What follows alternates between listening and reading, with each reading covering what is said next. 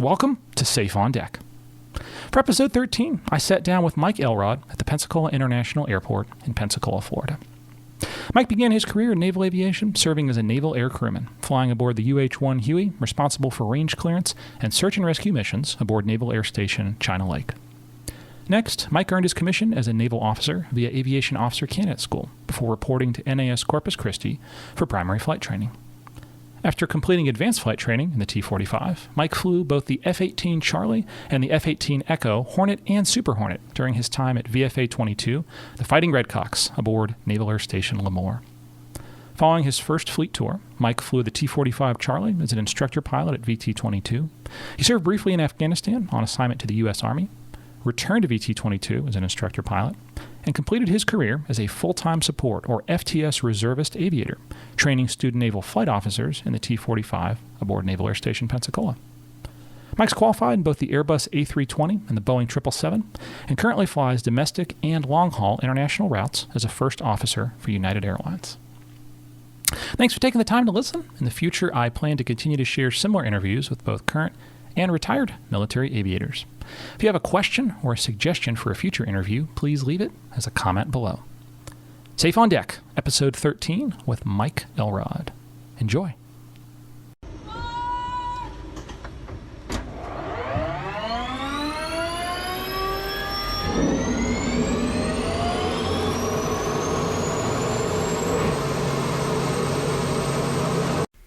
Mike, where were you born? Fresno, California. Fresno, California. Tell me about Fresno.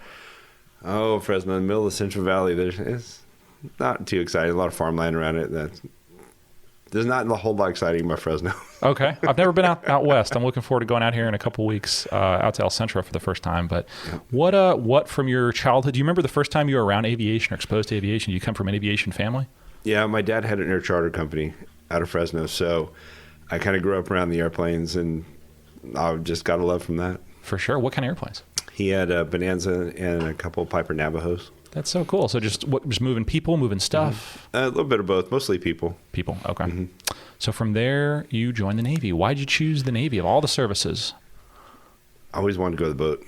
Really? Yeah. The Navy is the one that really appealed to me, just because of the aviation around the boat and everything. I always wanted to do that. Totally fair. Okay, so how did you join the Navy? What was your path into the military?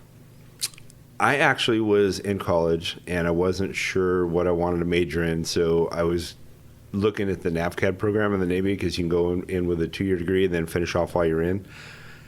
And you had to enlist to do that and then apply after. And so I did that, and when I was in my school, they canceled the program, so I ended up trying to figure out what to do from there. Yeah. And what year was this? That was 93. 93. Okay, so I know that program obviously kind of no longer a thing, but interesting. Okay, so canceled halfway through on you, so you're still enlisted in the Navy, but there's not that opportunity to step up to officer, at least through that program anymore. Is that a fair statement? That's fair. Okay, what'd you do? So I was in my school in Millington, Tennessee, and I was an aviation structural mechanic. And I was doing pretty well, so I talked to the counselor about getting into aircrew school, because I had met a couple of the rescue swimmers. And when you go to rescue swimmer school, you go to Pensacola first, and then you go to your trade school second. And I was in my trade school trying to do it backwards. And because I was doing well, they were able to get me into aircrew school. So I ended up picking up aircrew school out of there. So I like I said, I went backwards and went from Tennessee down here to Pensacola, and then went to aircrew school then. What's aircrew school like? Because I see the candidates on, running on the seawall and all this stuff on base, but I know nothing other than it seems like it's a ton of physical fitness for them. Other than that, I know nothing about it. Can you kind of tell us a little bit of what it was like? It is a lot of physical fitness, because it's the lead into rescue swimmer school. I was a dry crewman. I didn't pick up rescue swimmer school. I didn't really push it when I was just happy to get the aircrew portion of it. So yeah, it's a lot of physical fitness, but then they do land survival. They do all the survival stuff like pilots do, all the water work like the pilots do, because you're flying over the water, and the equipment, same as equipment as a pilot is, helicopters. So you have to go through all the same training. And just to be clear, that distinction, dry crewman, wet crewman, I want to make sure I kind of unpack that. Yeah, wet crewman is a rescue swimmer. Okay, so you're going to be going out to a boat of some kind. Yep. Yeah, dry crewman, you're going to be on a helicopter, but you're going to be land-based, maybe the right term for it? Yes and no. You can fly the COD, the C2, Okay. You could fly the 53s because they don't do water rescue. Correct. Or you could do, like I did, I was out at China Lake out in the desert, and that's just a shore tour. There were some swimmers out there, but it wasn't really a swimmer job, Okay. per se, not like you're at the boat. Sure. So the only thing is I wasn't jumping out of the helicopter to rescue anybody. That wasn't my job. Any good times, any good memories from your first time here in Pensacola that you can talk about? I actually got here 2 days after the last class of the year started, so right around Thanksgiving of '93. So we got put into a class, but all we did was PT all morning, and we didn't start till January. So it was a lot of fun. I sat here, worked out in the morning, worked out all afternoon, went out and had fun at night, and that was my life for almost 2 months. Wow, you enjoyed Pensacola. It was a good time. Yeah, it's a good place for sure. Yeah, it's a lot of fun times. Awesome. Okay, so you already kind of alluded to it, out to China Lake, back to the West Coast. Did you have any say-so in the matter? Could you kind of decide where you went, or they just sent you where they needed you? If I remember right, they sent me where they needed me. Because it's funny, because you hear about going to China Lake, and I had heard the name, but I really wasn't familiar with the area. And it's really kind of funny because it's just right over the Sierra Nevadas from where I was raised. And so it was kind of going home, but kind of not. Yeah, that's what I was going to say. You left home only to go right back to basically home and fly. Yeah. What's the job like at China Lake for y'all? The job was a lot of fun. We had a small shop of all kinds of different rates, and everybody pretty much did everything as far as the mechanics on the helicopter. We had three aircraft, and we did range support. So I got to work on a lot of really cool projects. So we gave range tours to DBs that would come out, distinguished visitors, and we got to you get to learn the whole area, and you see the history of it. There's it's kind of a funny story. There's hot springs out there. Okay, so you fly around and you talk about these hot springs that back in like the 1910s and 20s people would go because it was this big resort thing, and it would supposedly go sit in the boiling mud, it would cure everything. Well, the funny part is it was so high in mercury it would kill you, and they didn't know that back then. So yeah, it cured them all right. Yeah, 100%. Golly. But yeah, there was a lot of neat stuff out there. So you get to learn the ranges, you get to see. All kinds of the Tonopah radar range. We landed out there one time and saw that facility. So a funny story: after World War II, the Navy asked for 5 B-29s from the Air Force. They wanted to do radar testing out there. The Air Force flew in 50 because they were going to the jets. They were outdated, right? Sure. So they flew in 50. So you fly around the range and there was a couple still out there. There was 2 that I remember that were still out there. The rest of them, there was a whole bunch of wings out on this one section of the range. It was all from, they would load them up with TNT and they would strafe them with the old Corsairs until they blew up. And then they would shove the rest out on the range somewhere after they were done with it. So, they had a little fun with those. Could you imagine what one of those would be worth now? Yeah. Yeah. So, are you familiar with the old warbirds that are flying around? Yeah, absolutely. There's 2 B-29s. Yep. Doc. One of them came off that range, as I recall. That was Doc. Yeah. I actually landed next to that when we crawled around it while it was still on the range. It was pretty neat. Mm-hmm. And I just saw it at Sun and Fun at the air show recently. It's very cool to see all the hard work they've done, and that's awesome. Yeah, it's a beautiful airplane. So was it pulled off the range during your time there or after your time there? No, it was 3 or 4 years after. Okay. 3 or 4 years after, yeah. But thankfully we weren't still strafing it at the time. No, that one actually didn't. It didn't have bullet holes in it, so that survived that episode. That's awesome. But yeah, so we did some work on the original Mars Pathfinder. The first one that went to Mars and landed with the big airbags around it and tumbled, that one. We used to take the instrumentation up in this big rig that hung underneath the helicopter, and we'd take it up to 10,000 feet, and we'd pull this lanyard, and it would fall out. And it was to test the radar altimeters to deploy the airbags. And so, yeah, we got to do some cool stuff there. Yeah, some supporting of the NASA projects. Yeah. Mm-hmm. Wow, that's awesome. Twin pack Hueys, right? Is that what y'all flew? Were they Navy Hueys? They were, well, all of them were Navy because they were from the Marine Corps, but technically, yeah. But they were from Camp Pendleton. Okay. So they were Marine birds, but flown by Navy crews? Mm-hmm. Okay. Yep. What's a normal crew when you guys are out flying on the range? 2 guys up front, pilot, co-pilot, or hack, co-pilot, and then... Actually, they are not required to have 2 pilots. So it was 1 pilot. A lot of times, unless there was a new pilot getting training or something like that, there's a crewman up front. So I got to do a lot of stick time. Oh, nice. And then a hoist operator and a corpsman in the back, because we used to take corpsmen to do the mountain rescue, and the corpsman's one who would rappel out and do all the whatever they had to do to the guy, and we'd hoist him up and be gone. Sure. That's awesome. Very unforgiving terrain, as I understand. If you get stuck out there, be. Yeah. Any? I mean, how many years were you there in that first tour? I was there 3 years. Okay. What's the arrival to getting fully qualified? Because you're not. I mean, yeah, you're qualified. Big air quotes here when you arrive, but you really need to do a lot more training before they're going to trust you to be on was it an alert mission? I'm guessing. Or you had some of the guys who were on duty over the weekends and stuff, because what we did mainly for the mountain rescue portion out there was all civilian stuff, and unless a Navy guy or Marine guy would eject over the mountains, but that never happened while I was out there. Okay. So what was the spool up, kind of the training like for you? Was it a lot of basically someone's taking you under their wing, hey, here's what this job really is, and kind of teaching you the way? Yeah.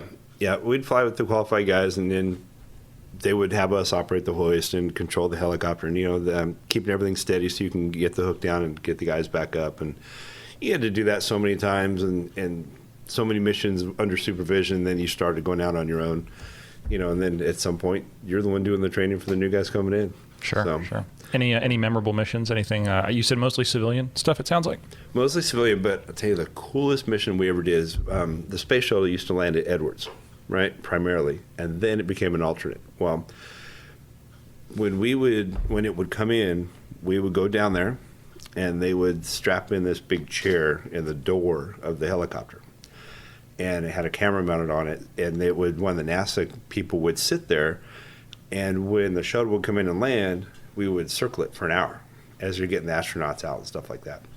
So we were down there waiting for the shuttle to come in, sitting on a taxiway next to the runway, so front row seats. The thing comes in, lands, rolls to a stop, and we're circling it, and then you look over where all the hangars are, and there's a 747 with another orbiter being loaded on it. So it was the only times there were 2 orbiters at Edwards Air Force Base. That's really cool. So, yeah, front row seats for that. That's really, really neat. Yeah. Fun. Were you working directly for NASA in that job, I'm guessing? I guess technically, yeah. We were supporting NASA. Okay, so, gotcha. The only reason I ask, I mean, actually, I don't even know. Are there helicopters out at Edwards? Do they not have a helicopter component to what they do out there? No, they didn't, because when they would do drills, we would go down there. So you supported both ranges then?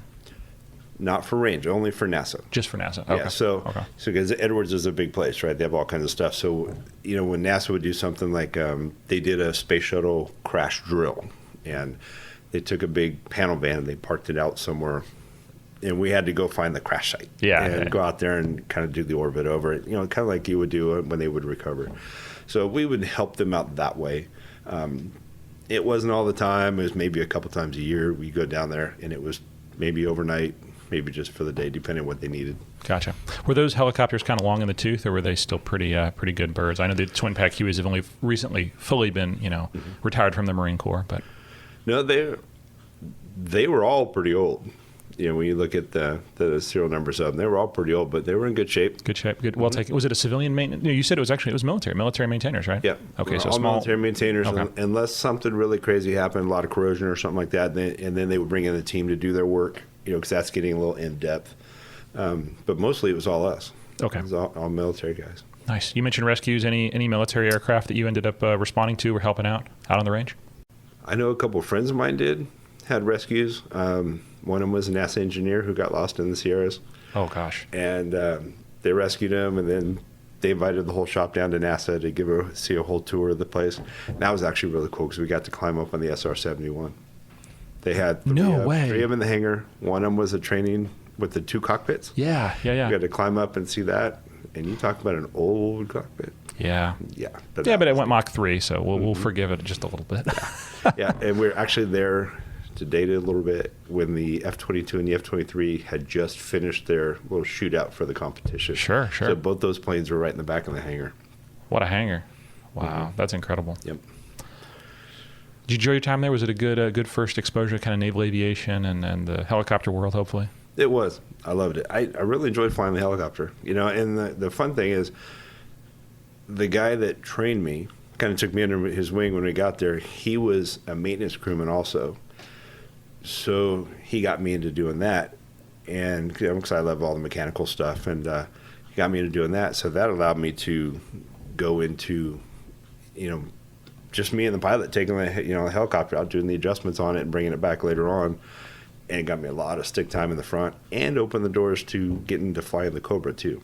That's awesome. I was going to say, could you tell us about that? I know you got a couple of really cool rides when you were out there. Yeah, the Cobra was all civilian maintenance, but when it came to doing the balance of the blades and things like that, they could not fly in the front to operate the gear. It's the same gear that we used in the Huey, and I knew how to use it. Yeah, the little gun, I'm guessing. The little light gun that shoots the blades. Yep. And so I went in the front, and I would track the blades. And the guy that would fly it, his name was Major Betts. And I remember that because he used to fly with us in the Huey too. He was dual qualified. So he took me out, and we'd do it. And, all right, you want to fly? Sure. So I get to fly from the front seat of the Cobra. Was it a whiskey model Cobra? It was. Okay. Mm-hmm. Yeah, really powerful machine. Oh, yeah. I just love the look of it. It just has a fantastic look. Yep. And those are all back before either one of the Huey or the Cobra went to the 4-blade system. So they were all the two-blade rotor system. So I think that's a really big strength that a lot of folks aren't aware of, only because it's kind of in the history of naval aviation, not really the present, is, you would do dual qualied. You would be an aircrewman, but you'd also be a maintainer. And so when things broke, you were working on the same aircraft that you were flying. It was I don't know. I understand, because I've had some folks kind of explain to me the logic of why that changed. It still seems like a really great idea. And I love our maintainers now, and I love our aircrewmen now, but I think both would benefit from sticking it, continuing to do things that way. Well, yeah, if you're out and something happens or something starts to go wrong, you at least have an idea of what's going on and how things work. Yep. And not to provide too much praise to the Marine Corps, because I certainly don't want to. I'm just kidding, of course. But I think they still do that. So they're Marine crewmen. I've seen them. They do come into Bahrain every so often, and they jump out and do stuff, and then jump back into crewman duties instead of maintainer duties, basically. Yep. So, okay, so you got a couple Cobra flights. What else do you get to fly while you're out at China Lake?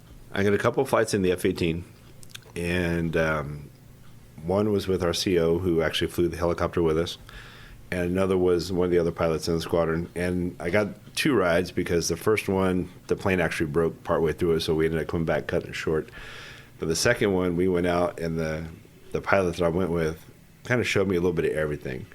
Went out, he did the simulated bombing. We flew low levels through Lake Isabella, going from, you'll when you go out there, you'll see what that is. Lake Isabella, Southern California, in the mountains, and you kind of follow the highway up right over into the desert, which is where China Lake is.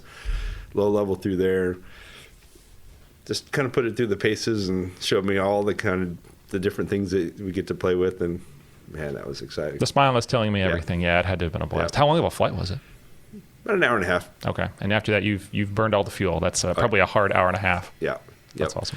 Mike, I don't think I've even asked yet the mission of China Lake. What is for those who are unfamiliar, what does the base do in terms of supporting the Navy? Well, the base is actually the largest land base the Navy owns, and they do weapons development.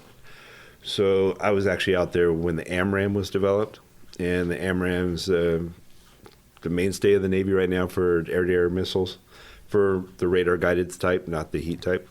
Funny story about that. We watched when they were developing the AMRAAM we were sitting on the tarmac in the helicopter.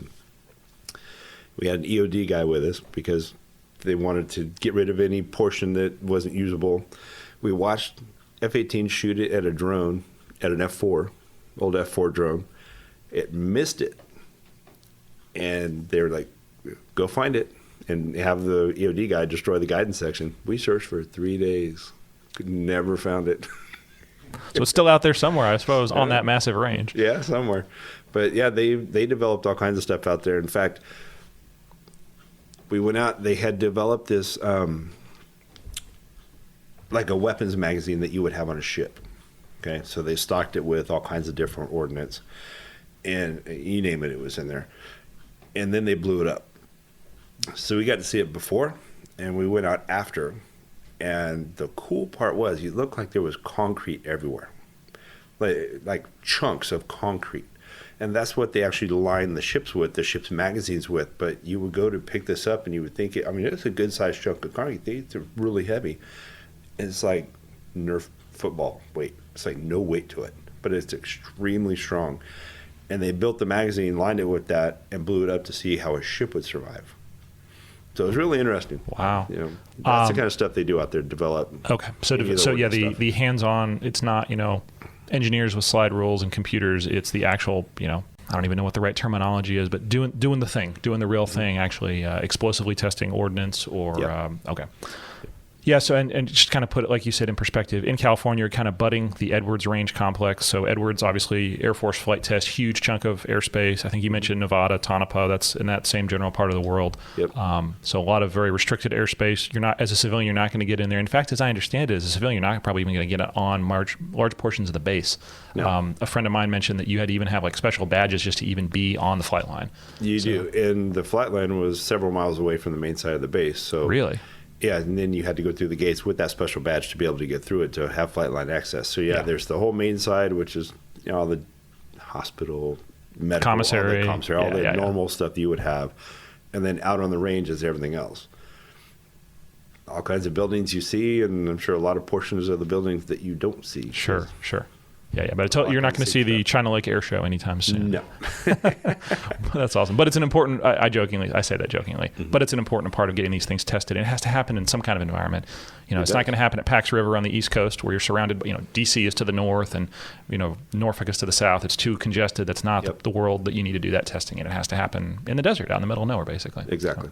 So, okay. How many years again? I know you already mentioned it. 3. 3 years out there. And then where'd you go next?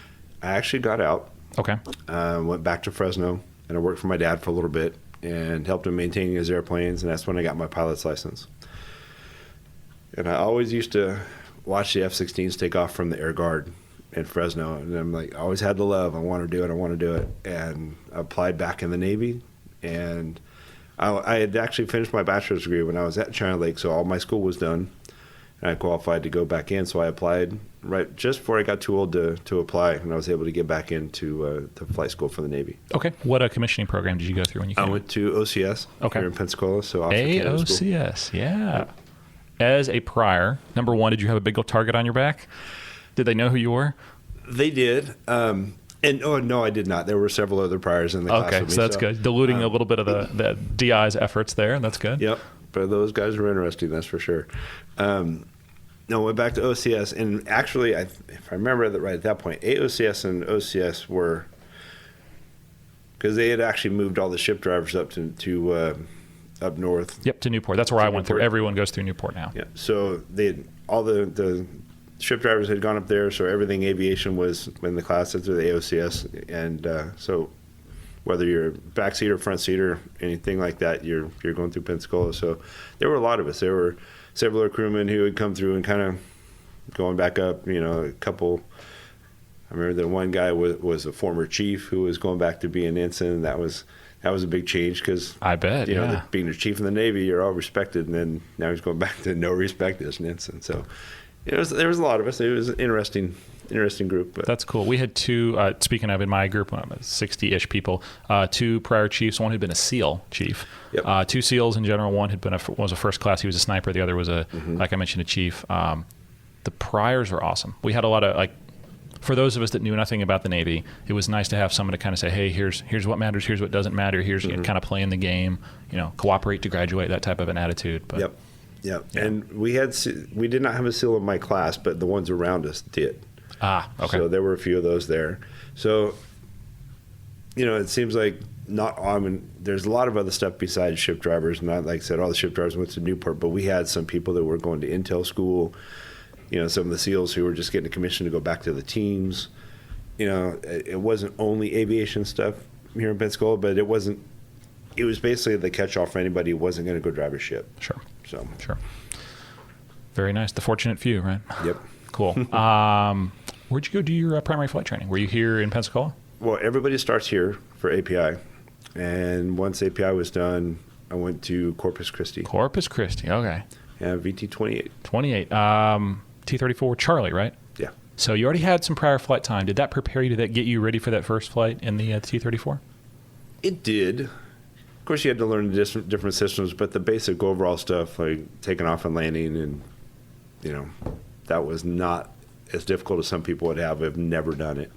So the funny part is I learned how to land a twin, the Navajo, before I ever got my pilot's license. And really? So that was fun because you go from landing a heavy airplane to landing something really small and light when you're used to the weight, and it gets some pretty sporty landing. That's funny. Well, Navajo is not an easy airplane to land either. You got a Dutch roll going on. Yeah, it's a beast of a machine. So, so you land. Oh gosh, that's quite a way to learn. Yeah, it's kind of going backwards. A little backwards, but any good memories going through primary flight training in Corpus? It was. I think I was kind of on the track with everybody else. I mean, the basic flying of it, I didn't have a problem with. The instruments were new, so I wasn't instrument rated or anything prior to going in. I think one of my big, memory that stands out is we were going out learning how to do what they call apples and lapples. Do you remember those? I've never heard that term. No. Like if you lose an engine in the pattern, how to kind of fly the pattern around to bring it in. Like emergency procedure. Yeah, PEL, precautionary emergency landing, or an ELP. Kind of I went out with a Marine instructor. We went out a little bit south of the base, out to the little barrier islands that are down in South Texas, and he took me out and we were doing it, and we would get down kind of close to landing, and he's like, "Okay, what are you gonna do now? How are you gonna get this thing on the ground, because it floats like crazy, the ground effect." And I just remember him kind of take me under his wing and go, here's how it is, and here's what you do, and just it was a really, really good instructional time that I remember, and you took a lot out of it and kind of move on. The funniest part was he was a guy that nobody liked to fly with, because everybody said he was one of those guys, one of those instructors that was just hard to get along with, and went out and had a great flight with him. And in fact, I look forward to flying with him after that. Interesting. But it was a good time. I found that there's a specific individual who I'm thinking of for my fleet tour who, if I'm being honest, I hated to be around in the wardroom, right? Everyone's kind of sitting around watching Sports Center and eating popcorn, whatever, and it's just like not a person I wanted to be around. And then in the airplane, I thought, oh God, this is going to be even worse. And 1v1 could not have been nicer. I say 1v1, there's a crew in the back, obviously, but like instructional style was great. The whole time I was like waiting for the other shoe to fall, and it was like, no, he actually, he cared. He was trying to impart wisdom and all this. Some people I think maybe put on a facade, or maybe just have a different, I don't even know what to call it, but some people know how to teach and some people don't. Yes. And I don't want to spoil it, but you became a teacher later. So I was going to say, I want to have your thoughts on that as seeing the other side, but we'll get to that eventually, hopefully. Okay, out of Corpus, obviously you select. How did the selection work? What were your options? Where'd you go? The selection is basically based on your grades. So I had the higher grades in my class because a lot of the stuff I had already known how to do. So I was able to pick jets, and then my roommate, who was right below me, he and I both picked jets. So we ended up down in Kingsville. Okay. So 40 miles down the road, going down to fly the T-45 in the jet training. Okay, so T-45 would have been T-45 Alpha? Yes. The first T-40, so the Hawk, basically. A BAE Hawk, but then the U.S. marinized it, put a tailhook on it. Yeah, basically crossed it with the F-18. Yeah. What was that like? Was it a big step up from the T-34? Oh, yeah, big step. At T-34, 100 knots, 120 knots max. I mean, it's not a really fast airplane. For what we did in training, you didn't go very fast. And then you go to where you're 120 knots of the pattern. Yeah. Landing pattern. So everything happens much, much faster. But that thing's like a little sports car. Yeah, for sure. Fun. How do you step up to that? How do you speed up mentally? A lot of it, sim training, they get you going first. A lot of it is done in the sim, but it's either you're able to acclimate or you're not. And there were some people that didn't.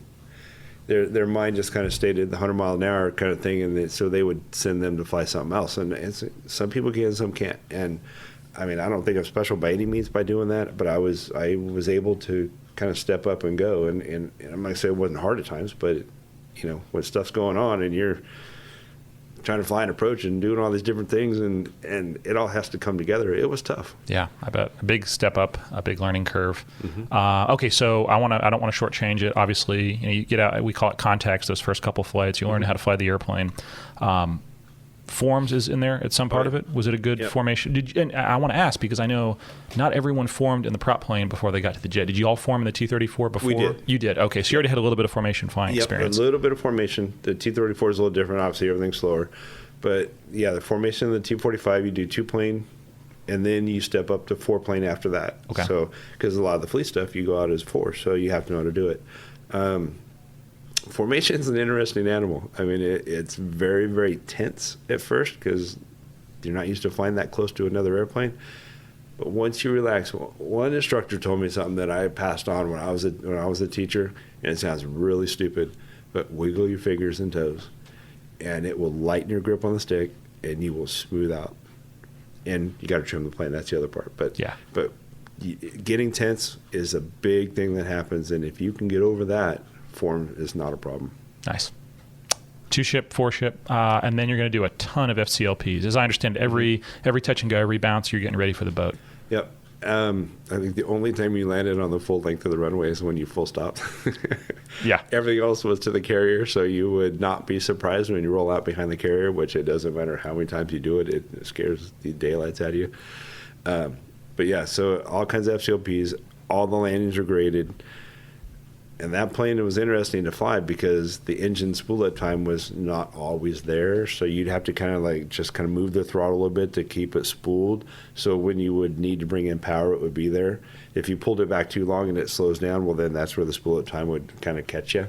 So you go from being high to pull your power back, and then you're falling through the glide slope, and you're like, oh, got to catch it, and it's not there. Yeah. And I'm told the way, at least in older jets, I don't think the T-45 counts as an older jet, but in some of the older jets, they would keep the power up and fan the speed brake and use that to speed brakes out the whole time. The whole time, really? Yeah. Okay. And that allowed you to have the higher power setting to help with spool-up time. So you'd suck the brakes in, and then you just speed up naturally. Yep. Okay. You suck the brakes in, and you did it on the go-around. Okay. But coming down on your approach, you had them out the whole time. That, like I said, it kept the power up a little higher.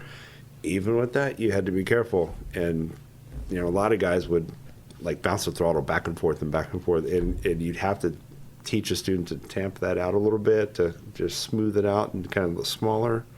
It's just a natural tendency, I'm guessing. You have to put those inputs in, and so you just naturally start doing that. Yep. Okay. Was the first time you saw the back of a boat? Where was that? When was that? What was that like? That was the George Washington off of Jacksonville. Okay. And that was in 2002. Okay, so y'all flew to Navy Jacks, I'm guessing? We went to Cecil Field. Cecil Field, okay. And it was closed at that time, but basically it was open to us to do, it was kind of like an outline field mentality. Okay. So we would go there and just all the big hangars and everything all there. So we flew out of there, went out to the boat, did all the bouncing, scare the daylights out of you the first few times you're there, but daytime became so much fun.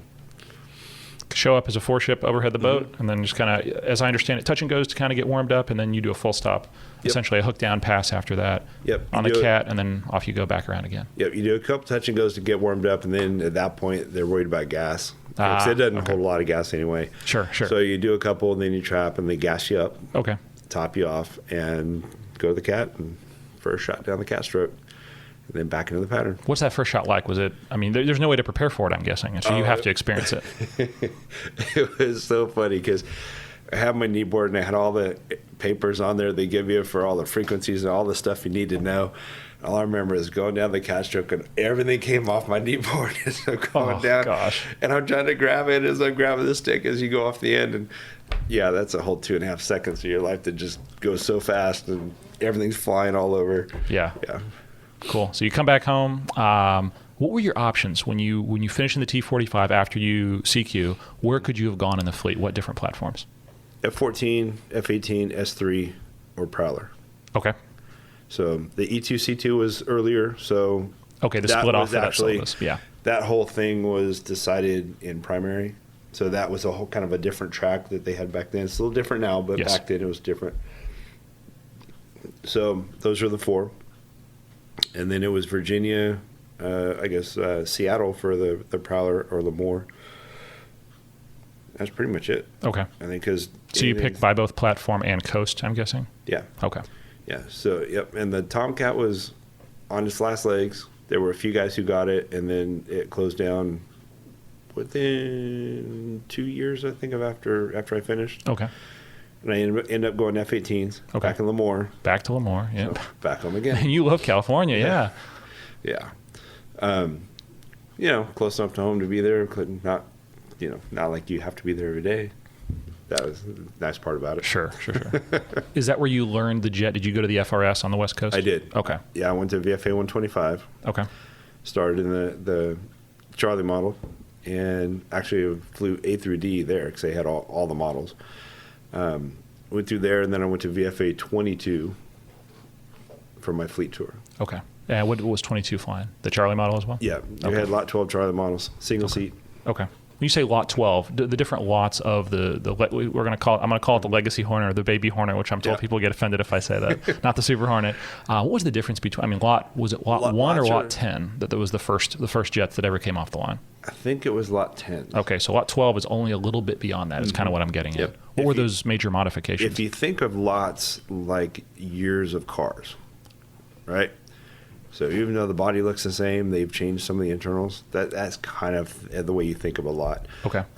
They changed you had 4 screens in the cockpit, so one left and right, and that was the radar, and some of the other pages you could scroll through, and then the bottom one, you had your moving map on it.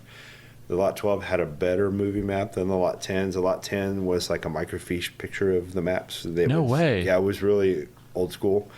And then, so it's literally like a piece of film that's moving around that you're seeing. It's not when we think of a screen like a cell phone or something, it's not that at all. It's literally a piece of paper, or I say paper, a piece of film or something moving. Yeah. That's crazy. It was like a microfiche database that would, Yeah. I don't know exactly how it worked, but I know it was not that good. And then they updated with GPS. So you didn't have to do the system updates on your location because of system drift. The GPS kept it tight. And then, and some of the other upgrades that it had, I don't know if they came with it because they're constantly upgrading the aircraft and they get new capabilities. The joint helmet is out now and everybody flies with it. It's a common thing. Well, we were one of the first ones to get it. So they had to upgrade some of the jets to get it. And then the big thing, and a lot of people don't understand between the Legacy Hornet and the Super Hornet, is the Legacy was tapped out. The air conditioning could not keep the boxes cool anymore for the upgrades, and so it was basically at its limit. So if you look to the Legacy to the Super Hornet, it's 33% bigger. It's manufactured differently, even though overall it looks the same, and that helps with weight. So the big structural pieces are put together instead of a ton of little pieces all bolted together. They're bigger structural pieces that are put together, more efficiently. So that helps with weight. And that's how they upgraded from one to the other. It was already a proven airframe. They didn't have to test it like they did when the F-18 first came out because it was already proven.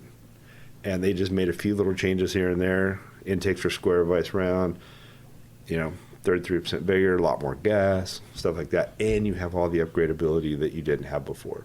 Okay. So the airplane for the future. Mm-hmm. Yeah. What was that first flight like? Because we're talking about big steps, T-34 to T-45, T-45 now to a gray aircraft, a Hornet. Yeah. Let's see. T-45, you would take off, get the gear up by the end of the runway. Maybe you're 200, 225 knots, right, by the end of the runway. And an F-18 by the end of the runway, the same length runway, you're 300 plus. Pull the power back so you don't overspeed the gear because it doesn't come up fast enough. And then put the power back in, you're 300 plus by the end of the runway, and just going. Full afterburner where the T-45 didn't have it. It's a big difference. Big difference. A lot of fun, though. What was your gear speed, just out of curiosity? In which one? In the Hornet. 250. So you were blowing through 250 just while the gear would cycle up. Yep. That's nuts. Yep. Good memories in the FRS? What's the syllabus, just broadly speaking, like to get you trained up on the airplane? They don't. So the big difference between like Kingsville syllabus and the FRS is in the FRS they already know you know how to fly because you're winged. So they don't do much about teaching you how to fly. They teach you how to fly the F-18, and it's only like 10 hours you get a check right. That's all that's required. That's 10 hours it. at an ATOPS check. Wow. Okay. Then you can fly by yourself. Because you're winged, so now you're an ATOPS qualified aviator, right? So you don't have to have an instructor with you. You can instructor be in the other airplane. So you go out as sections all the time, and you start to learn the radar, or you start to do air to air, and then air to ground. It's kind of like you do one then the other, so they can focus on it. But then you get through the whole syllabus for that, and then you teach you how to fight the BFM, ACM kind of stuff, basic fighter maneuvers. So that's when you put the air-to-air together is learn how to fight because that's all the air-to-air weapons and things like that. So yeah. What is probably people have told me it's like picking which child do you love more? Would you enjoy more air-to-air, air-to-ground? It's pretty distinct, two different mission sets, but which one did you find more enjoyable? I thought air-to-ground was a lot more fun. Just because you see that the ordnance hitting the ground and an immediate effect? Yep. Did you get to do much air-to-air? What is the air-to-air? I'll switch gears here real quick. What was the air-to-air syllabus like then? Is it pretty, Hornet on Hornet and maybe some dissimilar stuff in there somewhere? Yeah, well, I mean, it was all Hornet on Hornet. And the only thing not was the F5s out of Fallon. We got to see them a little bit. Okay. And then we deaded up to Fallon and did a little bit of the air-to-air stuff. That's where we saw those guys. But mostly it's all F-18 on F-18 because that's just all they have. Okay. And the hardest part was learning how to use the radar.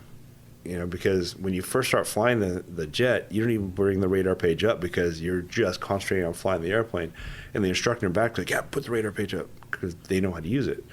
Well, once you learn, you're like, oh, I got to have that thing. It tells you so much, but it's getting used to it, understanding what it's teaching you, the ranges, how to set them all, and all the different stuff that you have to understand what it's telling you. Once you get it, and you can't live without it.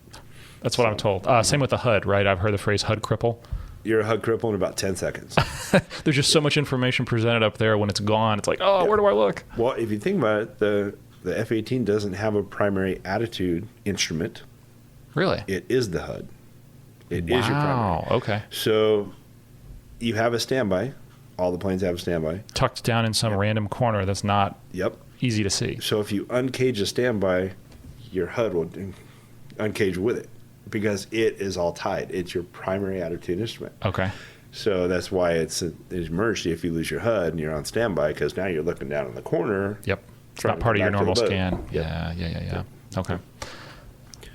Back to air to ground. What did you get to drop in training in that? Did you get to drop anything in the FRS, or was it just Blue Death, basically the little blue bombs? Just Blue Death and then a little bit of laser stuff. Okay. So I can't. It's been so long. I can't remember what the laser guided rounds. There's the equivalent to Blue Death. Yeah. I can't remember. They look really cute. It looks like a laser guided bomb, but it's tiny and thin. Yeah, a little tiny with the little nose cone on it. Yep. Mm-hmm.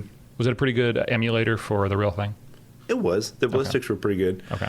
I mean, I remember we were dropping those things from 18,000 feet, and they would hit within, and you're just learning, within 50 feet of the bull. That's pretty good. One little 25-pound bomb, that's pretty good. Yeah. And the ranges, I'm guessing, are there ranges out at Lemoore that you could go do that? You were already kind of close to the base? We would go to Fallon, over to China Lake, because they have a couple bomb ranges in China Lake, or we'd go down to the Yuma ranges, or 29 Palms. They have some good ones. It all depends what you're doing as to what range worked best for you, and then scheduling too. Sure. It's a General Electric cannon in the nose, the gun. Do you get to fire the gun much? I did a few times. Okay. What's it like? It sounds like a chainsaw. Really? I mean, it really does when you're in it. There's puff of cloud over the canopy, and it just sounds like you rev a chainsaw. Wow. There's nothing crazy about it. It's just it makes noise and like a chainsaw. Huh. If it was an A10, it'd probably be a little different story. But those 10 extra millimeters make all the difference, I suppose. Yeah. I've heard of some folks will shoot at the banner. Was that something that was part of the syllabus for y'all, or was it just air to ground? In Kingsville, when I went through training, we did the gun pattern, and the T-45 does not actually have a gun, but it can simulate a gun. Okay. So they would tow a banner and do the banner pattern. In the F-18, I don't remember ever doing the banner. We did air-to-ground gun, but we never did anything air-to-air gun. It was all, you could simulate it. Okay. So you could put the jet in sim mode or simulator mode, and it will give you all the symbology of the gun and everything that you're supposed to be seeing, like the bullets flying out and all that, but it was all like a video game. Okay. So you mentioned air-to-ground, though, with the gun. Was it a pretty effective tool? I know, obviously, you have to be within a certain range. You're going to be close to the ground, basically, for those rounds to mean anything. Yeah. Was it pretty natural flying? No, it was a little weird at first because you're so close to the ground and going so fast, and you get a little fixated on where the target is. So you really have to watch what altitude you're at when you need to pull off. Because when you're shooting and the bullets ricochet, you don't want to be flying through that. So they teach you bullets spin one way, so you come off the other. Oh, really? That's why you'll see the planes coming off like that. Huh. I did not know if you watch videos of when they strafe. And, Sure. Mm-hmm. Very interesting. Okay, cool. FRS is complete. You said VFA 22? Yes. 22, not 22. Listen to me. VFA 22, still a little more though, right? Yep. Okay. What's it like checking in day one, you're the new guy, into a fighter squadron? Day one, get to Fallon. We're up here for the next 3-week det going out in deployment soon. So it starts quick. Yeah. That was crazy. First flight with squadron was in Fallon. Wow. So. Okay. Right into training. Because when did you guys go out? Let me see. I joined the squadron. It was right around November, middle of November. We went out early January. Wow. Okay. So just get through the holidays and then you're on the road yet again. Yep. Okay. In Fallon, 3 weeks, home a week, out to the boat, home a week, back out to the boat for debt. And we just kept going west. Wow. And was that your first time seeing the back of the boat at night, that first, in the fleet, or was it in the FRS? In the FRS. In the FRS. Okay. Yeah, so did both. Okay. So you did both. In the FRS. Gotcha. How different is that, by the way? Daytime's the funnest thing you'll ever do. Nighttime's the scariest thing you'll ever do. Do you ever get used to it? You do some. And what I thought, for me personally, was it was the hardest part at night to get used to. Is like off San Diego, you always have that 1,000-foot layer, right? The marine layer off San Diego, right? So you come in above it, and once you pick up the glide path and start dropping down, you have to come through it, and you drop out at the bottom, you see this little tiny light. And you're like, I'm going to land on that. And then as you get closer, you start seeing more of the lights and stuff like that, and it's not as bad. But if it's a full moon night, it's actually kind of fun. When it's a dark night, no moon, or an overcast night, it can be pretty scary.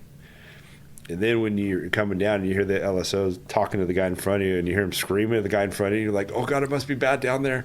And you hear him screaming at him, and then you just got to fly your airplane. Yeah. You got to fly your instruments and stay where you need to be. One thing that I think a lot of folks mistake, and I'll be honest, I didn't realize this until a little bit ago. Obviously, in the helicopter, we're on goggles. Anytime you're around the boat is very dark, dim. Essentially, you don't want anyone else to be able to see it, so you're using the night vision goggles. You all don't do that. And in the Hornet, you're going to use maybe goggles, I guess, to tank up high. But when you're down low, you are Mark 1 Motto eyeball. You're looking at the back of the boat. At nighttime, as soon as you take off and get away from the water, you clip them on, and you keep them on until you go what they call marshal. So overhead the ship. You never do overhead the ship at night like you do during the day. There's Cat 1, 2, Cat 3, Cat 1, Cat 2, and Cat 3. Cat 1 is beautiful VFR at day. You're overhead the boat. You only do it during the daytime. Cat 2 is marginal weather. They'll kind of hang out behind the boat, but you can still come in sections and get into the pattern because the clouds are high enough. Cat 3 is the weather's garbage, and you're coming in one at a time. Well, at nighttime, they always do Cat 3. Okay. So you hang out way behind the boat. So you'll get the marshal, take them off, because you'll use them to find the other people around. It's so easy to do that, right? And you get in marshal, get established, take them off, because if you try to land with them, they'll come flying off your helmet. Oh, sure. Yeah. So that's why you don't do it. I mean, okay. Could you? Sure, just like you guys did. And the visuals would probably be very, very different. That little yeah. soda straw, or the little, what do they say, cardboard tube with a green cellophane over the edge. Yeah, that'd be, especially with the speeds y'all are moving, we can go slow, and we often do go slow when we're coming in to land behind the boat. Not the same for you. You got to be moving with a little bit more energy. So. Oh, yeah. Okay, so we already talked about, you said a couple spin-ups, and then you're going. Where'd you guys go on that first cruise? Stopped in Hawaii, and then we went off to Guam, and then bounced between Guam, Busan, South Korea, Japan, Australia. We went to Perth. Hardship posting, I'm sure. Oh, yeah, hardship posting. Now, Perth was interesting, because we go down there in August, and it's their winter time. So the seas are pretty rough. And I took off with one of my department heads, and we had one of our guys on at one of the ranges. He was kind of on a little mini deck helping the guys run the range because we were coming in to use it, kind of like a liaison kind of guy. And we're going to go fly low level and go right over the top of them. So we're going to go say hi. And we get called back to the boat. And they're like, well, the recovery's not going as planned. You're coming back to the boat. You're going to divert to Perth Air Force Base, or Pierce Air Force Base in Perth. And we're like, okay. So our CO joins up with us. Now it's three of us. And they're like, yeah, tanker's going to be overhead at Pierce. You guys have plenty of gas. We're just kind of tying things up. Okay, now go. And they sent us off, right? So we go into Pierce, and I think it's just a single runway airfield. So a storm had just rolled through, but it was beautiful now, right? But everything's all wet. Come into Atlanta and carrier pressurized tires on a wet runway, right? Oh, boy. So my CO lands first. He gets off midfield. I come in second, and I'm rolling to the end. I remember because I was still too fast, so I'm not going to attempt it. So I roll to the end, and I turn off at the end, and I look back, and I'm like, why is this hook down? Right over the wire. Missed it by inches. and then he spins 270 degrees and stops 50 feet from the end of the runway. Oh my gosh. And we're like, what happened? So we talk about it, we all get in, we talk about it, and he says he touched down and pushed the brakes, and there was no brakes. Well, there really was brakes. The brakes were working perfectly. He was hydroplaning on carrier pressurized tires. The only thing that saved that jet from going off the end of the runway was his right main mount was a brand new tire. So when it started catching the asphalt, it started to spin him to the right, and he went 270 degrees and stopped. So if not, he would have continued to hydroplane and gone right off the end. Yeah. And he just, in that moment, I guess, just dropped the hook in a moment of He did. He dropped the terror hook. to try to get the airplane at least stopped somehow. Mm-hmm. He dropped it, but it inches over the top. Yep. And he should have gone around, Yeah. but he didn't. And luckily, it stayed on pavement. But What a way to turn around and see that happening behind you. Good Lord. yeah. Yeah. Were the Aussies upset at all, or they were just surprised? Oh, they were watching. They were going to bring the guy out a beer. They're like, I figured you need this. Yeah, seriously. So we were stuck in Perth for 3 days. Okay. Did the jet Trying have to to be get- inspected, I'm guessing? Actually, no, it was fine. Oh, They wow. just made sure Okay. the tire wasn't bad. Okay. Which it was bullseye a little bit, but it wasn't bad. Okay. But we couldn't get back to the boat because the seas were so rough. And then they finally they're like, yeah, come on out. So we go out and we recover and pull right back into port. I mean, I guess it's Rough kind of a good times. deal for you, yeah. Yeah, rough times. Jeez Louise. What was it like working with the, was it the Royal Australian Air Force that you all kind of liaised with, or who did you work with in the country? I never actually got to see him because we never made it to the ranges with everything, with the sea state so bad. We never okay. got to do a whole lot. So there it was more of just like a pleasure trip. Sure. Yeah. Showing the flag is what we call it. Yeah. The only thing we did with anything other than Navy was we went to Kadena. So we sent a small jet to Kadena to play with the F-15s. Okay. And that was interesting because, the Air Force F-15 guys and how they all do business, and totally different than us, but we got to fight some F-15s, a little dissimilar. You mentioned totally different. What is different about the way they fly their tactical jets versus the way the Navy does? Everything is an option, by the way. Yeah. I think the biggest thing was, okay, so I was because I was new, so I wasn't a section lead or anything yet. I mean, I had to fly with a section lead, and in our section, we would communicate back and forth, and, it's always a two-way communication. Well, their section leader does everything. The wingman is not, basically just shuts up unless it's a huge safety of flight thing, and do as you're told. I got this is their mentality, and it's a little different than ours. And the Air Forces ask permission, the Navy's always ask forgiveness. Kind of that's how they operate with their stuff too. So to give you an idea, but it was a good time hanging out with those guys. The Air Force, their ready room, little partied with them a little bit and had a good time, and went out and fought the F-15. Got my friggin' butt handed to me, but it happens. Yeah, well, you're the new guy. It's kind of exactly. what's supposed to happen. You got to learn somehow. No one just rolls into. There is no Maverick in the real world. No one just rolls into it good. You've got to have experience. Gotcha. Okay, where'd you go next after that? We hit Busan, and then, like I said, Busan, Japan, and Busan again, and then we eventually cruised home. Okay. Tiger Cruise on the way back, I'm guessing, hit Hawaii. They were going to. Okay. And I can't remember why they didn't, but we didn't stop in Hawaii on the way back. They just went straight back because we had already been out 8 months. So they just passed it by and kept going. So we ended up missing out on that. What year was this? 04? 04. I'm trying to place, where this is in history. So 2004. No, okay. hold on. No, I'm sorry. We cruised January of 03. We got back September, October of 03. So Late 03. It was Okay. late 03. Okay. First time in the books. Now you're back home in beautiful Lemoore. Yep. Naval Air Station Lemoore. Yep. What'd you do next after that? What was kind of the progress through your first fleet squadron? We started giving away our jets because we were getting the Super Hornet. Really? So we got to go through 122, Okay. which is the Super Hornet training squadron, and learn how to fly that. And the cool part was we were flying our jets in the training squadron because they accept them from the manufacturer, and they're the rep who accepts everything, goes through all the inspections on them, and then they paint them up for us and shoot them down the street. Wow. So you say giving away. I want to circle back to that. Where did your jets go to? Did they go to the boneyard, other squadrons? Other squadrons. Okay. Yep. So did you ever get to deliver any of those or be part of that process? No, they mainly went to Lemoore, so just towed them down the ramp. It's not all exciting. Not that exciting. Okay. Well, I was hoping for that. But no, so that's when we got the Super Hornet. Yep. And it was outfitted with the new helmet, and the funny part is I didn't know this until we started getting them in, and I was the QAO, the quality assurance officer, so all the maintainers work for me.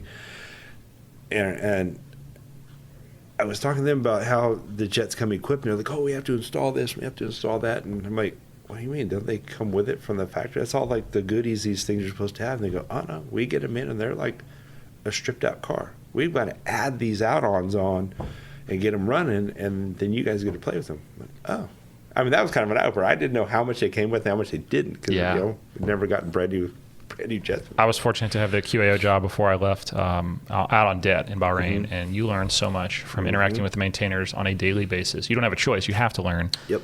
And you're exactly right. There's a lot of assumptions you might have about, hey, this is how I would maintain it, or this might sound silly. We talked about, general aviation beforehand. I use Plexus on my airplane, on the canopy, just to clean it off. Yep. And I had asked one of our maintainers, hey, could I, a windscreen that was particularly dirty, the pub says soap and water or something real simple like that. And I was like, well, can I use Plexus? Like, well, no, it's not an approved way to, just for the record, it cleaned the windscreen really, really well. And it actually looked really, really good. But there's a lot of things that, no, this is the way we've always done it. And this is the only thing that's been tested. And we don't want to put any other chemicals on it. I'm like, guys, this aircraft is flying around in the air of Bahrain and the salt water and spray. I don't think Plexus is going to hurt it. No. But all that to say, yeah, it's, you don't know what you don't know until you ask. And then it hopefully opens your eyes to, yeah. I think that I'm going to be very biased and say that's probably one of the more important jobs in the squadron. So. Oh, I agree.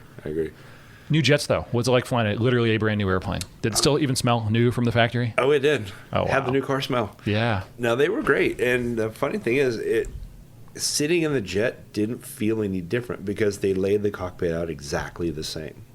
Now, you had better displays, a little bigger HUD, stuff like that. But the layout of the cockpit was the same. The only thing different on the engines as far as the starting procedure was you had a FADEC controlled on the Super Hornet, where the old Hornets are all cable controlled to the throttles. So I guess the easiest way to think of it is cable controllers are direct connect. It's like your gas pedal to your car, direct connect to the engine, right? The Super Hornet with the FADEC is like, do you remember the old slot car racetracks that we had as a kid, and you had the little trigger gun, and with a trigger and you make it go and it's all electric? That is a Super Hornet throttle. Really? You can go like that, forward and back. And in Legacy Hornet, you go forward and back, and as long as the engine didn't spool, it never gave it to you. The Super Hornet goes forward, you put them forward and back and go, oh, well, he did it. He must have wanted it. So, okay. And it would give it to you.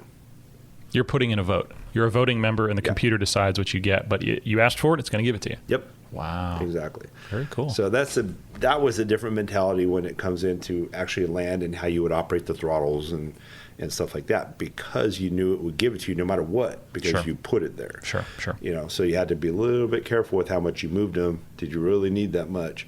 But it was such a forgiving airplane. I mean, huge wing on it, huge stabilizers in the back. I mean, the stabilizers are as big as a Legacy Hornet wing minus the wing fold. No way. They're huge. That's a big difference. Yeah, they're huge.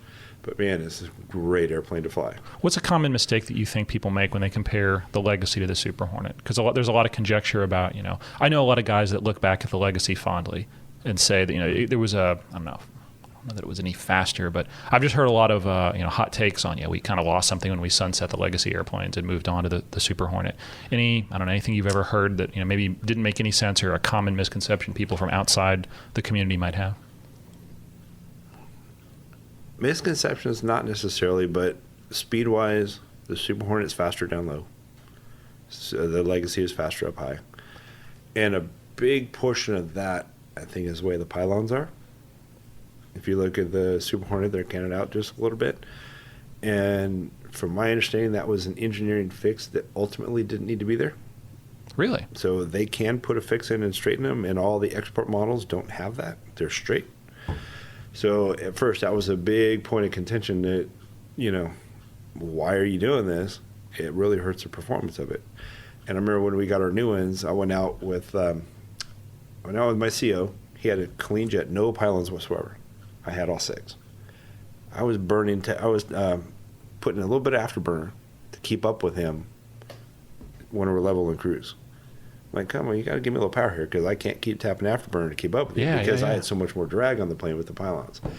So Does it hurt? Does it not hurt? The engineers say it doesn't, but flying the jet, it does. Yeah. So that's the only data point that matters is actually out there doing it. Yeah. And the story, maybe you can confirm or deny, the story I heard, the reason the pylons are canted out was there was some kind of store separation testing, and the stores wouldn't punch away from the aircraft. They would kind of hang out in that dirty airflow. So the fix for that was to cant them out. But then now, yes, you're living with that drag penalty, which clearly you saw. Yep. It was a loadout that in the Legacy Hornet, you didn't carry both pieces of it, to where when they tested on the Super Hornet, they had both pieces, when it should have just been, well, don't carry both pieces on the same airplane, just like you do. Put that as a restriction, yeah. Be done. But no, they didn't. And then they realized they didn't have to do that, and it's in, oh, well, it's done. Yeah. That's kind of how it went. But yeah, that was a fun airplane to fly. How much longer did you get to fly the Super Hornet in that first fleet tour? About a year and a half. Okay. Wow. That's a long time. Because we got it in 2004, and I left early 2006, so. That's a long time. Yeah. Any good cross countries? Get to go anywhere fun? Yeah. We came here into Pensacola right after Ivan. So it's all the destruction from that. When we first got it, I was going to see a buddy of mine in Virginia, who we went to flight school together. He was based there. I was out of California. And I was going cross country. I went into New Orleans, early 2005. I'm on the ramp. I'm asking the guy, hey, how long is it going to take to get some gas? And the guy comes over, he goes, you see all those like Lear jets and stuff like that over there? Because those are all admirals. They're in line ahead of you. And I look up and I see bands coming in. I'm like, Katrina was coming in. And so I'm waiting and waiting. Finally, the truck comes up, and this line guy comes up and says, how many chains to tie the jet down in inclement weather? And I go, you don't have enough. I got a brand new Super Hornet. I mean, brand new. It's not staying here. Yeah. I don't care if I have to hop over to Lakefront and get gas. It's not staying here. And so the fuel truck's going, and then, it revs up, clicks off, and the driver says, I just ran out of gas. He goes, but I think your jet clicked off right as I ran out of gas. He goes, check it. So I go up, turn the battery on. Hey, dude, I'm good. I'm topped off. Bye. And I took off, and I went to Virginia from there. And next thing you know, Frank Katrina bears in and destroys New Orleans, that night or early the next morning. Yeah, you would have lost the jet. Oh, my God. I had been in so much trouble. But luckily, I got out of there, and my buddy had the chance to tag the hell out of the brand new jet because he was in VFA 87, I think was his squadron. Just put zaps all over the airplane. Oh yeah, all underneath, and of course he goes, oh, I'll go out there and I'll pull the your covers for you, because I was doing the fuel receipt and face offs. Yeah. And I'm thinking, oh, he's my best friend, so he's not going to do anything stupid like that. And I get back and they're like, yeah, nice job with all the stickers. That's awesome. I think what defines my time, for better or for worse, in the 53 is emergencies. Any in the Legacy and in the Super Hornet, anything sticks out to you? Systems failures or anything that really, good. I say good. Always learn about flying from the way things fail. Anything that kind of jumps out to you? The Legacy Hornet, I had it happen twice, and that was the wing fold. The Legacy Hornet, you would twist the handle and pull to unlock the wings, and then you'd pull it and unlock it, and then you would twist it to fold them up. Okay. Right. So I was in the training squadron. We're out in the desert of China Lake, and we're flying low levels, and then we pull up to get a bunch of altitude. And as I put some G on the jet, the wing unlock light comes on, so I ease off, and I look out. They call them beer cans. The little pins are sticking up a little bit. All right, let's just go home. No big deal. Went home. They're hydraulically held down, so it's not like they're going to fold up on you. Okay. But it's a little unnerving when the little pins are sticking up. So we go back to Lemoore. No big deal. They fix it. So we're out on deployment, stopping in Hawaii. We're doing some bombing on one of the islands there in Hawaii, one of the ranges. And, it was me and this other guy, and he rolls in. He comes off. I roll in, and I'm coming off target after releasing and putting all the G on the jet, and I could get the wing unlock. One of them's almost all the way up, and the other one's up a little bit. And the problem is the cable that operates it will get slack on, especially when the wings flex, right? And I guess the little teeth in there were worn and pop, and they come up. So what made it more serious now is going back to the boat. Operates fine, it flies fine. But as soon as you touch down on deck, if I don't catch the wire, are the ailerons going to fare? Because when you're on deck and you got everything down, you unlock the wings, the ailerons fare up so that they can, come up. Am I going to lose controllability on the jet? And so the guys were trying to figure out what the logic was as far as what they programmed the jet, and it turns out that it was weight on wheels below 80 knots, blah, blah, blah, all these different things to happen for it to lose the controllability of that control surface. So I was okay, and I landed fine, and ultimately there was no issue. But, yeah, that was twice wing fold. Ugh. The Super Hornet, it's all hydraulic and electric, so there's no cables, and that does not have that problem. Much better. Nice. Much better mechanism in there. So then the Super Hornet, I think, had one of the bleed valves, which is not all that uncommon, but one of the bleed valves went out, and you just shut it off, and that thing's such a good airplane. Such a good airplane. It was. And you got brand new ones, too. Yeah, they're brand new. So I didn't have anything major in the Super Hornet to really worry about. Not that I can remember. I mean, I think I hit a bird one time, split it with the intake, part Nice. went down, part went out. Yep. Yeah.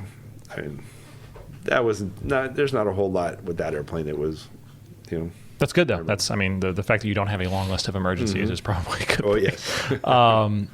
Just kind of wrapping up that time in that first fleet tour, if you could tell a story that kind of defines your time, anything going out, dropping bombs, air to air, whatever, just to someone that knows nothing about the Super Hornet operating it, or even the Legacy Hornet, the Hornet, what would you tell? What's that kind of the defining moment or that defining mission that you can look back on and say, yeah, that's what it was, flying these aircraft?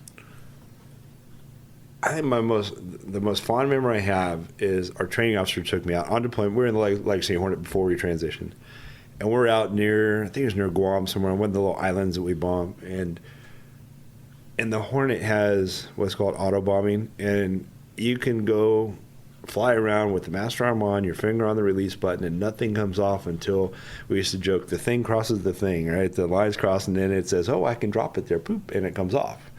So we were going in, doing low level, and then we would pop up, and when it would cross as you're popping up, it would release and kind of toss the bomb.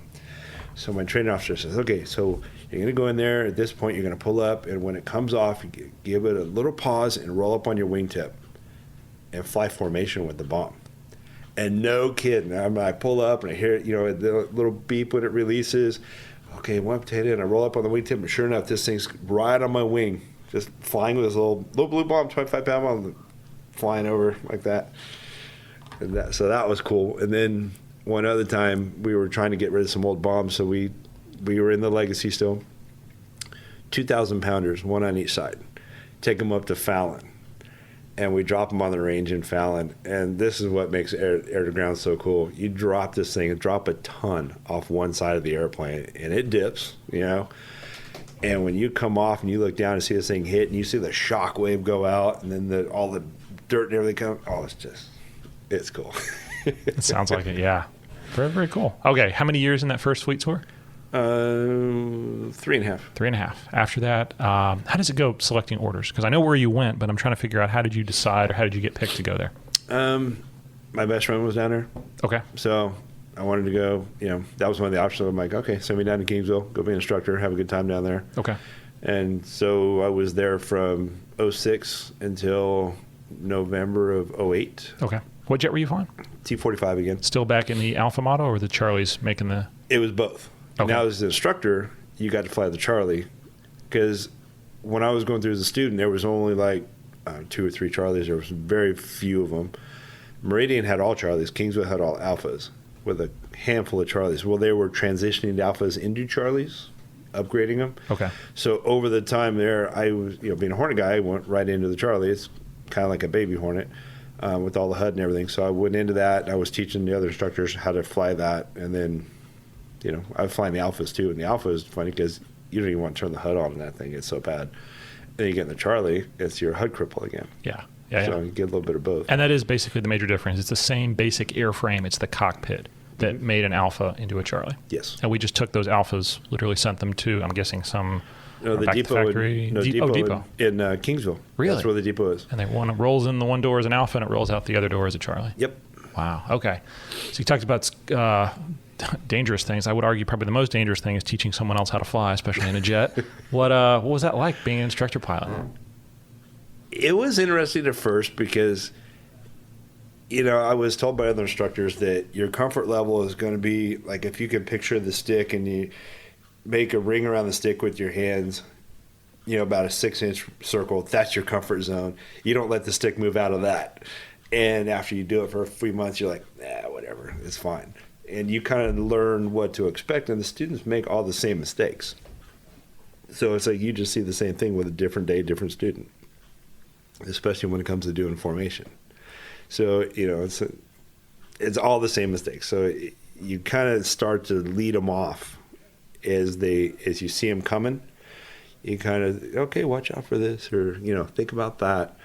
Kind of getting them to think about something else so they won't make that mistake, and they'll see it and go, oh, okay, and they'll take care of it. Okay, well, you mentioned student mistakes. You don't get away that easy. What? Give me some examples. What were things that you'd see repeatedly, or things that people can maybe hopefully avoid in the future? A couple of the formation flights, you would let the students lead back. And then in the E2 syllabus, there was one where both jets had a student. And so, like, if I'm in the first jet, I would take the other student out with his instructor and let him do certain maneuvers, and then we would swap. And that instructor would lead my student around to do the same maneuvers because they didn't need the full syllabus like a guy going to an F-18 would. Correct. Right? So it's kind of abbreviated. So coming back from that, and you come in and, you're in formation coming into the airfield to do the break over the airfield. And I remember one day I just had a feeling something's weird, something's not right. So I put my right hand on my right knee, and I didn't touch the stick. We're coming in, and the student's like, okay, we're going to break. I'm like, all right. And I felt the stick touch my hand, and the guys are on the right side. He was going to break into lead. Yep. And I'm like, nope. And I shoved the stick over to the left. I'm like, you go that way. Oh, my gosh. So, yeah, you had a emitter. Yeah. Yeah. So, I mean, stuff like that you got to watch out for. The students don't know. They don't know what they don't know, and they're so experienced that you've just got to watch out. But, you get that kind of stuff, and you're like, no, we're not going to go into the other plane. We're going to go away. Yep. And anticipate the mistake. Mm-hmm. Is the T-45 a pretty good instrument platform? It is. Get to go anywhere fun in it, long-distance cross-countries? Oh, we went all over the country. I mean, you can take that thing anywhere. We used to cross-country at Altel Centro to do the weapons debts. I remember myself and another instructor took 2 students up to Battle Creek, Michigan to go see visit his dad, his family, and you go all over the place with that thing. We later on, when I was here in Pensacola, we took it up to Oshkosh. Took 2 jets to Oshkosh right before I retired. That's awesome. So you go all over the place. You have a good time with those things. For sure. There's nothing secret on them, nothing crazy, so it's not like you got to worry about security. Sure. One thing I love to point out, I was at Stennis last week with one of the, we have a couple folks going through our syllabus from NASA, and I was kind of pointing down on the flight line. There was a it was a Meridian T-45, and there was like a big white hood in the back. Yep. Like, what is that? I'm like, well, that is the instrument hood. And yes, in the civilian world, when people think of instrument flying, you have a vision limiting device. Usually we call it foggles. It's like a goofy set of sunglasses that have part of it, kind of shaded. In the helicopter syllabus, we have a little piece of cardboard you would tuck into your helmet. And you could still, see down through the chin bubble and maybe kind of turn side to side. You might still be able to see a little bit. But in the back of the Hawk, you guys literally put, is it a canvas? It is literally like a white bag all the way over the entire seat. Yeah, I don't know what it's made of, but it's a really thick canvas. Okay. And it would just kind of, you pull it up, and it had Velcro on the canopy, so you'd stick it up so it doesn't hang on your head, and it would just push all the way forward. You can't see anything except the instruments. But as technology changes and students get savvy, you don't know which ones have the little iPad on their knee back there because they have GPS on them too, and ForeFlight and all that stuff. You wonder if they're using that. Yeah. But you have to use. You're supposed to play the game and do all your mission planning, all the tack end to tack end, radials, and all that good stuff, and you do all that. The only thing it's not good for is GPS approaches. Yeah, because it cannot do them. Yep, that's something I think a lot. Well, actually, you know what? Jumping back to your fleet aircraft, the Hornet. A lot of people don't realize you can do. A PAR, right? Someone's talking to you on the radio, or an ASR. So okay, whatever, radio controlled or a carrier controlled or ground controlled approach of some form. You have a TACAN, and that's it, as I understand it. Yeah. There's no GPS, there's no ILS, no localizer, nothing. Nothing. I think the Blues, because the Blue Angels obviously don't go to the boat, they go to land bases. They have ILSs, as I'm told. Yep. But yeah, the fleet aircraft, you are pretty limited in what approaches you can do. They have been trying to get the fleet aircraft outfitted with ILS for years, and it was only, like, last I heard, this was several years ago, like $3 million to outfit all of the F-18s. Really? With an ILS. But for whatever reason, and the push was because TACANs were going away. Exactly. It was going to ILS. Yeah. Now, at the boat, you need the TACAN. Yeah. Yeah, that's totally different. But tell me about the Hornet 1 approach. You ever done one? Radar locking the end of the runway and just go let it go 3 degrees down and just fly 3 degrees. Fly the radar, yeah. I never did it. We would practice a little bit. You could lock up something to find the end of the runway and the underground radar, but I never actually did one in conditions that would warrant it. Sure. But I'm jumping all over the place, so let me make sure I don't forget it. What was your call sign? Fruitbat. Is there a good story there? I flew a lot at night, so I think it's a large night-flying mammal. So. Okay. Yeah. I like it. That was probably first fleet tour, right? Yep, first fleet tour. Yeah, I flew a lot at night because, well, we didn't talk about this when we were talking about the fleet tour stuff, but landed a little short on the, I didn't ramp strike or anything like that. Okay. But on the carrier? On the carrier. Okay. But I landed a little short of the one-wire. And they're like, yeah, you're going to fly at night for a while.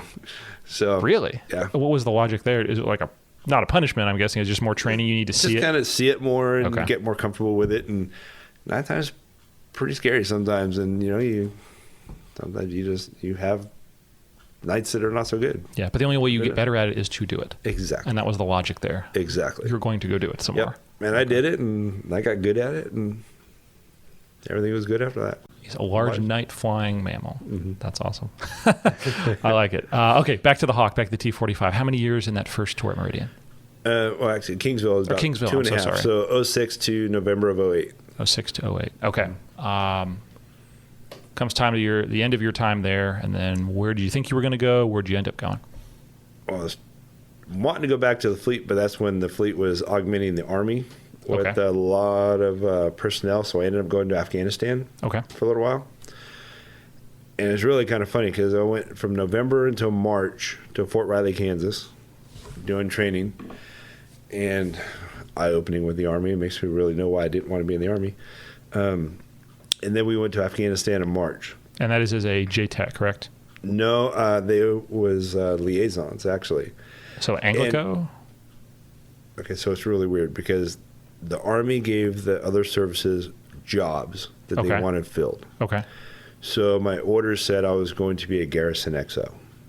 Really? Exactly. What's that, right? Yeah, what is that?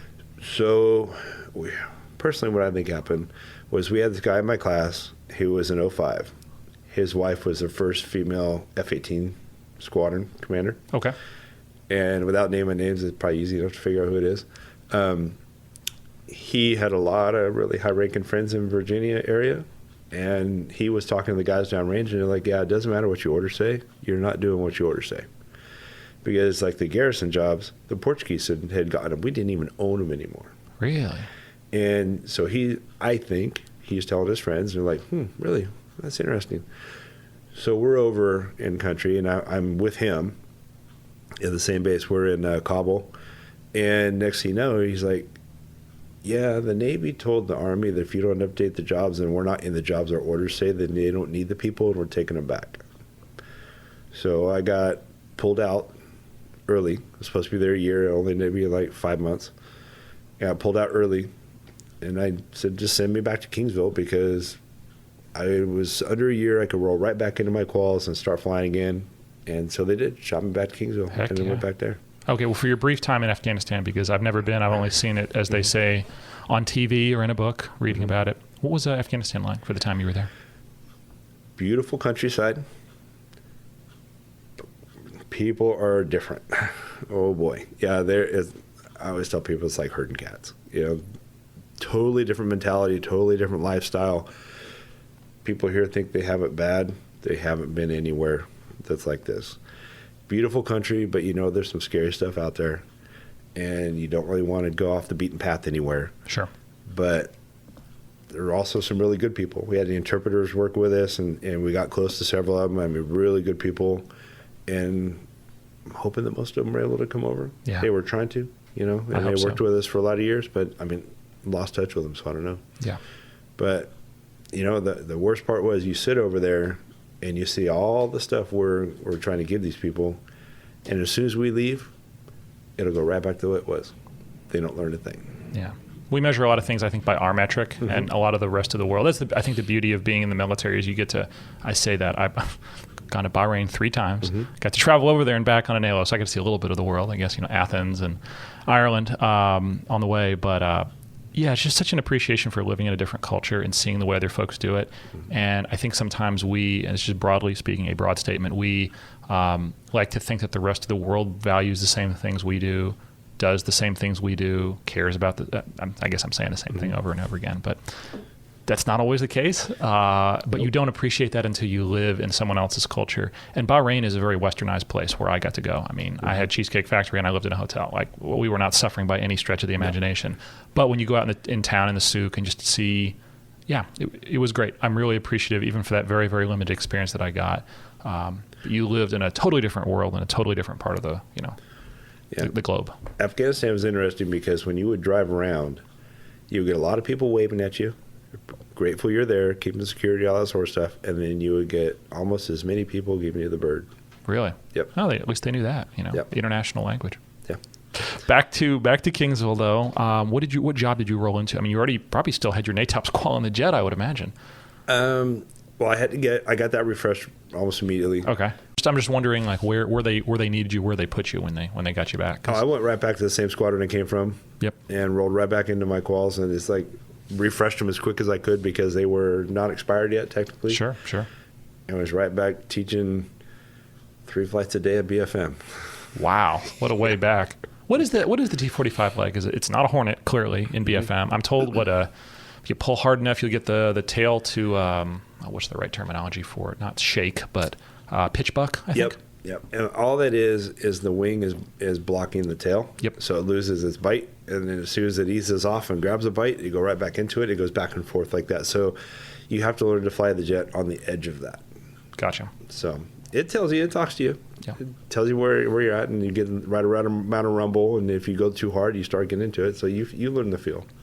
What was your kind of thought on the student pool that you saw? Because you got to see the training command multiple times, and then obviously I'll jump ahead here at 86 as well. Now you're training NFOs, now you're training backseaters. But broadly speaking, let's say I'm a student. What are things to avoid? What are things to maybe focus on more? I see the smile, so I'm sure you probably know some of the things to do and things not to do. But I'm genuinely curious because a lot of folks, they don't know what they don't know, and they don't know until they have the benefit of time looking back. Hey, I know things I would have done differently in primary and advanced, but I only know that now. I don't know that in the moment. I would tell students, ears open, mouth shut. Because you get students who are, well, I'm flying a jet. I'm king of the hill, and you have done nothing. Yeah, you're flying a jet. You're learning how to fly a jet. You have a long way to go. And you try to get them ready for a ready room environment in a fleet squadron, or worse than that, in Fallon doing workups, and you've got all 4 squadrons reviewing what your whole exercise was. And they look at you and say, why'd you do this? I've seen more than one student cry because you told them they didn't do a good job. I got a buddy of mine who took up a student on a formation flight, and all he said was, that wasn't your best flight. He'd flown with a kid before. Kid started crying. He walked out. I'm like, we're not doing this. Yeah. You got to, kind of man up a little bit, learn to take criticism, learn to take the goods with the bads. There's always going to be goods and bads. Always. You have to handle it, and you have to handle it in front of a big group of guys and girls, people in the exercises you do. And it is what it is, but ears open, mouth shut, because you're not the expert. The guys there are the experts. You need to take it in, take what they're teaching, build your experience, and then you can open your mouth when you're the experienced guy, you're the senior guy, you're the one training. That, if you get that across, they usually would do okay. And most people, I would say 99% of the students were awesome. They would take it in. They were good attitude. Attitude's everything, but good attitude. They would listen. They want to learn. They want to get better. They want to do it. And there was one. The guy was a couple years older than the others. He had done his own little business thing before he came in the military, so he had had a little life experience. our OPSO basically looked at him and said, "You're going to be a cancer in the ready room of your fleet squadron." And he didn't get it. Yeah. I don't know whatever happened to him. Yeah. But I saw it coming. It was that obvious. Mm-hmm. Yeah. Mm-hmm. I remember 2 of them that were like that.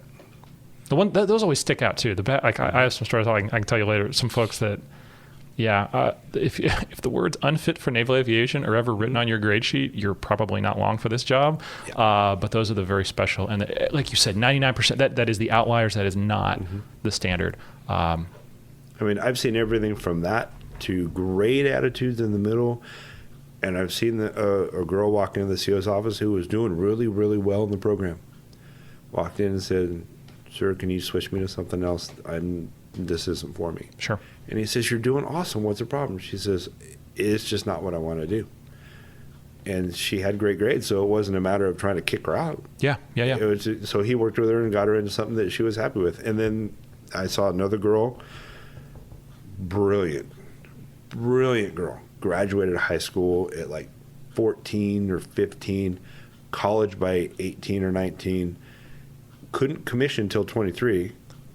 So she went to law school, was a board certified or bar certified maritime attorney in Houston, and came in the Navy, wanted to fly, and couldn't cut jets. She was one that she was brilliant, but she couldn't catch up with the speed of the airplane. Yeah. So she ended up going to fly something else because she was a great, awesome person. Yeah. Loved talking to her, brilliant, good attitude, just couldn't quite do it. So they worked with her and sent her somewhere else. But again, attitude's everything. Had those people been like the first 2 I was telling you about, well, it wouldn't have been so good. Yep. If you have that attitude, people are going to want to work with you because one day you're going to want to work. You're going to help others, right? Like it's what value do you bring to others, not what value do you bring to yourself. Yes.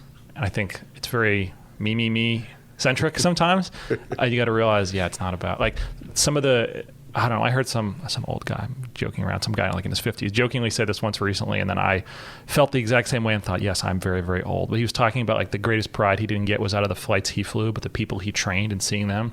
I have some friends on deployment who, if they're listening to this, they know who they are. I have some of the biggest smiles on my face thinking about the flights I had with them as a co-pilot, and now they're out there doing stuff.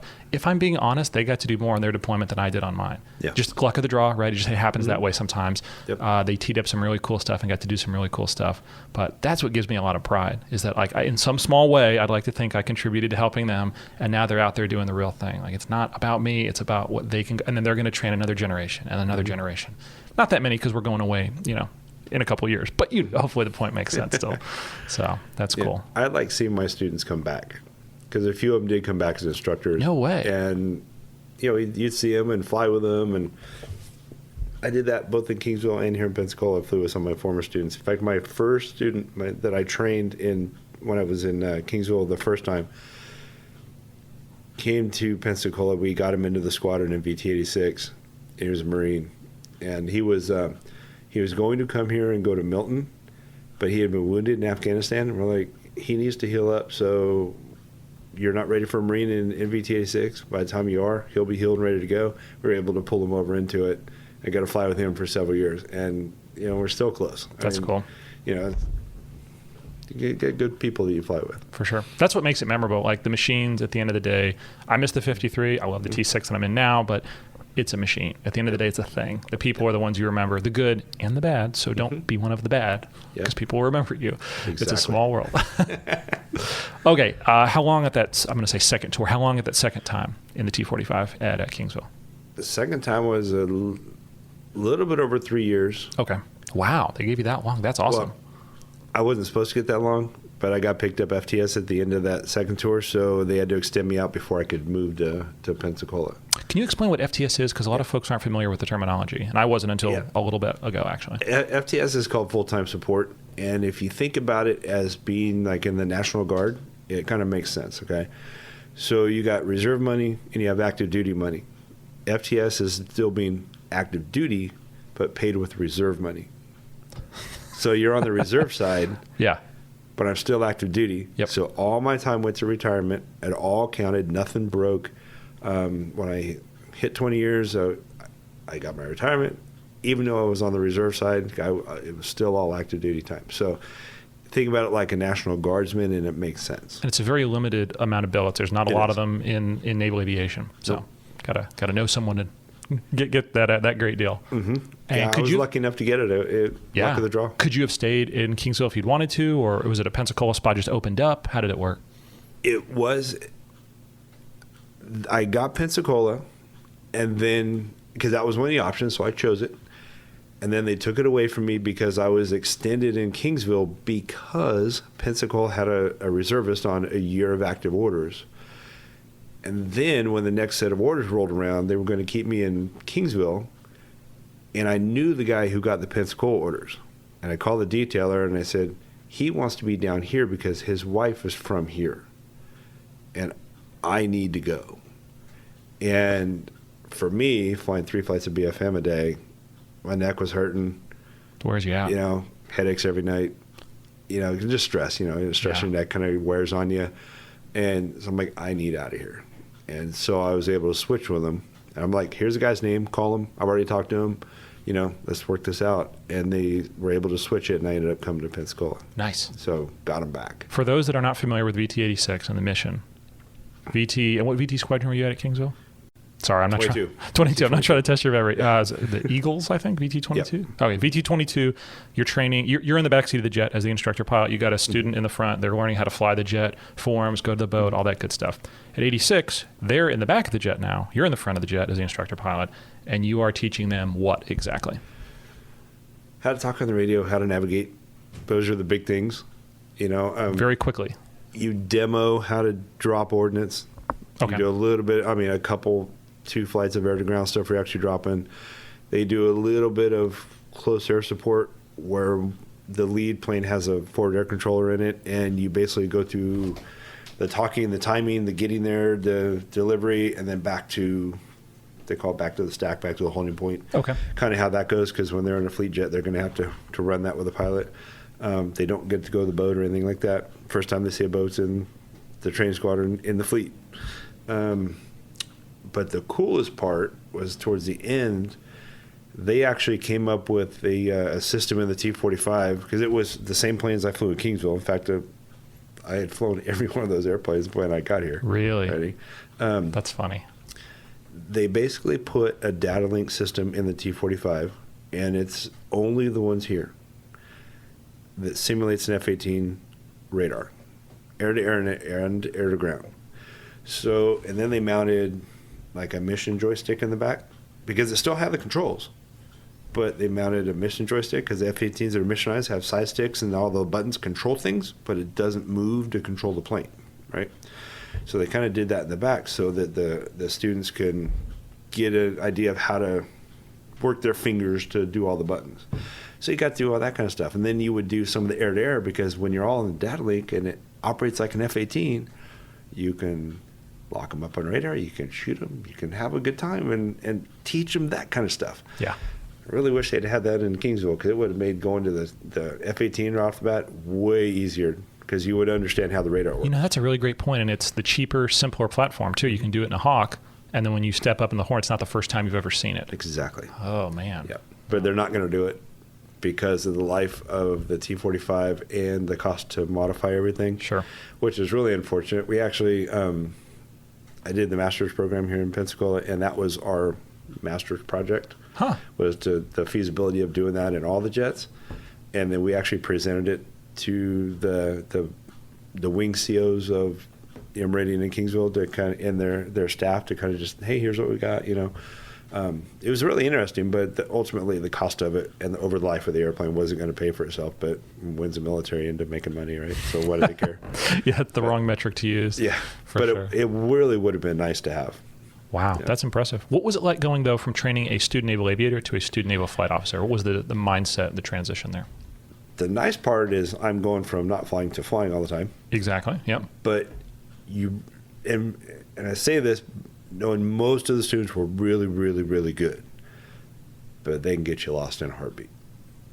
It's like, what frequency were you on? What did they tell you to go to? What are you going to say? If you're not paying attention to everything that they say and do when they're going through their stuff, they will get you lost quick. Huge essays suck. Yes. And I think that's something I like to try to talk to folks that either have not done this or, because I'm an instructor in the T6 at VT10. It's one thing when you can give the other person the controls, because now your brainstem power like increases 30%. Okay, you're doing the monkey skills. Now I can kind of sit and think. Exactly. Well, now I'm always flying, which, okay, cool. I love that. But I also have to think and then give them a little bit of room to make mistakes, but not too much so that we get a flight violation or worse, something safety of flight happens. Exactly. So it is different. It's not, and you're doing it in an aircraft that's way faster than what I'm doing in the T6. So you can get lost faster, I guess. Yeah. Any memorable flights? Any good times when at 86? Any good cross countries? I guess I think you mentioned Oshkosh. Actually, yeah. Tell me about Oshkosh. I want to know about that first. So it had to have been such a good time. Oshkosh. One of my fellow instructors was from up there. Okay. And he had kind of put this trip together, and it was a couple months before I was actually getting out. It was like 2 months before I got out. So he and I got together, and we're like, yeah, let's go. So I had the reserve money for my part, and he had the squadron money for his part, so it wasn't like costing the squadron too much. But we grabbed 2 students. You brought students to Oshkosh? Oh, yeah. Oh, my God. Yeah. Well, because we made it a full cross country. So we took off, and we went to Fort Smith, Arkansas, and then from there we went up to Chicago or Indy. We stayed in Indy, Indianapolis. And the next day we got up early and we flew across the lake over to Oshkosh. Came in there, parked the jets. Warbird arrival, I'm guessing? Oh, yeah. Yeah. But that place is really busy. It is absolutely crazy with how they control that airspace. But we went in there, spent a couple of days wandering around Oshkosh, having a good old time. And then we did a couple trips home with the students. And in the end, it was a lot of fun. Good questions, good. Because it's a very aviation-centric crowd up there. A lot of air shows, it's just the general population. Yep. Oshkosh, it's people that know and love airplanes. Any good questions or any good interactions with folks at the air show? Our planes were actually parked on the other side of the ramp, so we weren't by them all day. That's a bummer. Yeah, it is a bummer, but we still went. So still got to. Oh no, yeah. It's a very small warbird ramp, I'm told there, because I've tried to get in, and they were like, "Oh yeah, no, you need to be asking about next year if you want to go." That's how tightly they book all that flight line. No, I'm not sure how my buddy got us in there, but he did, and we ended up on the other side. But so we wandered around our flight suits all day, and we talked to all kinds of people. And of course, you get questions, just the normal questions: what's it like? What do you do? All that kind of stuff. But I mean, you walk around with just like your jaw on the ground everywhere because those planes are so incredibly gorgeous. Yeah, for sure. Okay, sorry, I cut you off before I even let you tell a story. Anything else? Any good memorable times flying at 86? 86, I think I hit more birds in 86 than anywhere else. Down low, up high, or you attracted them to you? I attracted them to me. Mostly down low. The worrisome thing about the T-45 is if you take one down the engine, it's your only engine. So, and it doesn't react well to birds. Really? Okay. So it's not going to try to throw it out or anything like some of the other more, like a T6, I'm told, it's going to handle it. I mean, it's not a jet, it's a turboprop, but it's going to handle it pretty well. T-45, not the case. No, because you have something that protects you on the front, the propeller. True. We don't. So, I mean, I had hit several of them in Kingsville, but the worst one by far was in Pensacola. I had a student in the back. We were doing a PAR. And as we went around, the instructions were 800 feet, 2 miles, right turn out over the Gulf. Yep. Right. It's the same, by the way. It's always the same. Exactly. So I level off at 800 feet, 200 knots, clean, everything's good. And I remember thinking, what is that? And the canopies on the T-45 are not good because they can't get them. They're British, so they're really hard to get. Ah, okay. And all I remember saying is, it's 2 pelicans flying in formation. And it looked at me right before it hit the windshield. You saw it turn its head? Oh, yeah. Oh, gosh. And all I could do is I put my head down, because I didn't want to take it straight in the face. Put my head down, and I hear a big bam. I'm like, well, it's not windy. That's a good thing. But I felt all kinds of stuff hit me. And what had ultimately happened, I look up. The HUD is broken. I got blood and guts literally all over me. And the student was awesome. He was a Taiwanese student. He was awesome. Tower, declared emergency, on and on. He was just handling it. And I look at the engine, it's good. I'm like, okay, it didn't go down. Didn't go down the engine, we're good. So I just turned downwind. Already had, threw the gear down and everything. It was fine. So I wasn't worried about taking an arrestment or anything like that. So I come in and I land. And we're taxiing, and I told the student, I said, do not take your mask off when I shut the engine off. I said, just hold your breath for a second. Give me a chance to get the canopy open, because it is going to be bad. And so we did. We opened it up, and I say it was foul. Like, literally. Oh, you could smell the bird. Fish, guts, everything. All over me. All my flight gear went into a trash bag. Oh, my gosh. I never saw it again. Yeah. What had happened is it had hit the front canopy and flexed, because they're made to flex. Indeed. Okay. Yep. When it flexed, the front canopy pulled it down. Well, the bird hit between where it pulled it down and the big canopy comes together, and that's where it went in. Okay. A pureed pelican all inside the jet. So that's how it all came in, right? So then we park it. The maintenance has to take it. Oh, and it gets better. So they order up a canopy, and they change their front canopy. Well, the big canopy doesn't match now because it's bent. They didn't realize that at first. So they order a canopy. There's one canopy in the country. It's in Meridian, Mississippi. So they order it. All right, cool. Send it down, load it up on a truck, send it on down. The guy who driving the forklift, they loaded it on the truck, put the forks through the canopy. Oh, my gosh. You cannot make this stuff up. No. So that jet sat for over a year. Wow. Because they couldn't find a canopy. Yep. Or they ended up having to get one from England, I think. So, yeah, it was absolutely crazy. That was the worst one, but yeah. Gosh. Okay. Well, that counts as a good story for sure. Man, that's really cool. Okay. So when did you get out? When did you end your time at 86? My last flight was September 18th, 2015. Okay. And I officially retired New Year's Eve of that year. So terminal leave, all my vacations. Got a little bit of time. So, yeah. Yep. What was that last flight like? Where'd you go? What'd you do? I went out with one of my former students, actually. We went out and out over the water, and we fought and had a good time. It's a good way to end it. He's one that when he came back, he flew the Hornet too, and if you learn to fight in the Hornet and you come back to the T-45, you really are not good because it doesn't fly like a Hornet. You have to learn the difference. Well, I taught this kid, because I fought so much BFM in Kingsville and stuff that I think I had a little bit of a handle on it, that I understood the concepts, and I could fly the airplane because I had so many hours in it. So I brought him back, and I taught him, here's how you do these things, here's what you do, and here's how it flies. And and used to go out and you do the first pass, and they would see him like, hey, dude, I'm up here. And you'd start talking him through it, and then he would learn how to fight the thing. Well, he got good. He got real good. And so we went out, and we fought and had a good time. And he didn't give you a freebie on that last one? No. Had to fight for it, but yeah, we had a good time. That's awesome. Came back in for the break. Mm-hmm. One last time. NAS Pensacola, man. What a way to end it. He was one, we flew a lot together. And we'd always come in and we'd brief okay, we're going to do a 4-second break. That's what most people did. And I swear, every time with this guy, I would never do what I briefed. I would come in, and the fan brake, you know what the fan brake is? Of course, yeah. So, the signal for the fan brake is come with me, every time. Come with me. And he knew it because we flew so much. And one day, not my last flight, but one day, we were coming into Pensacola from over the water, right?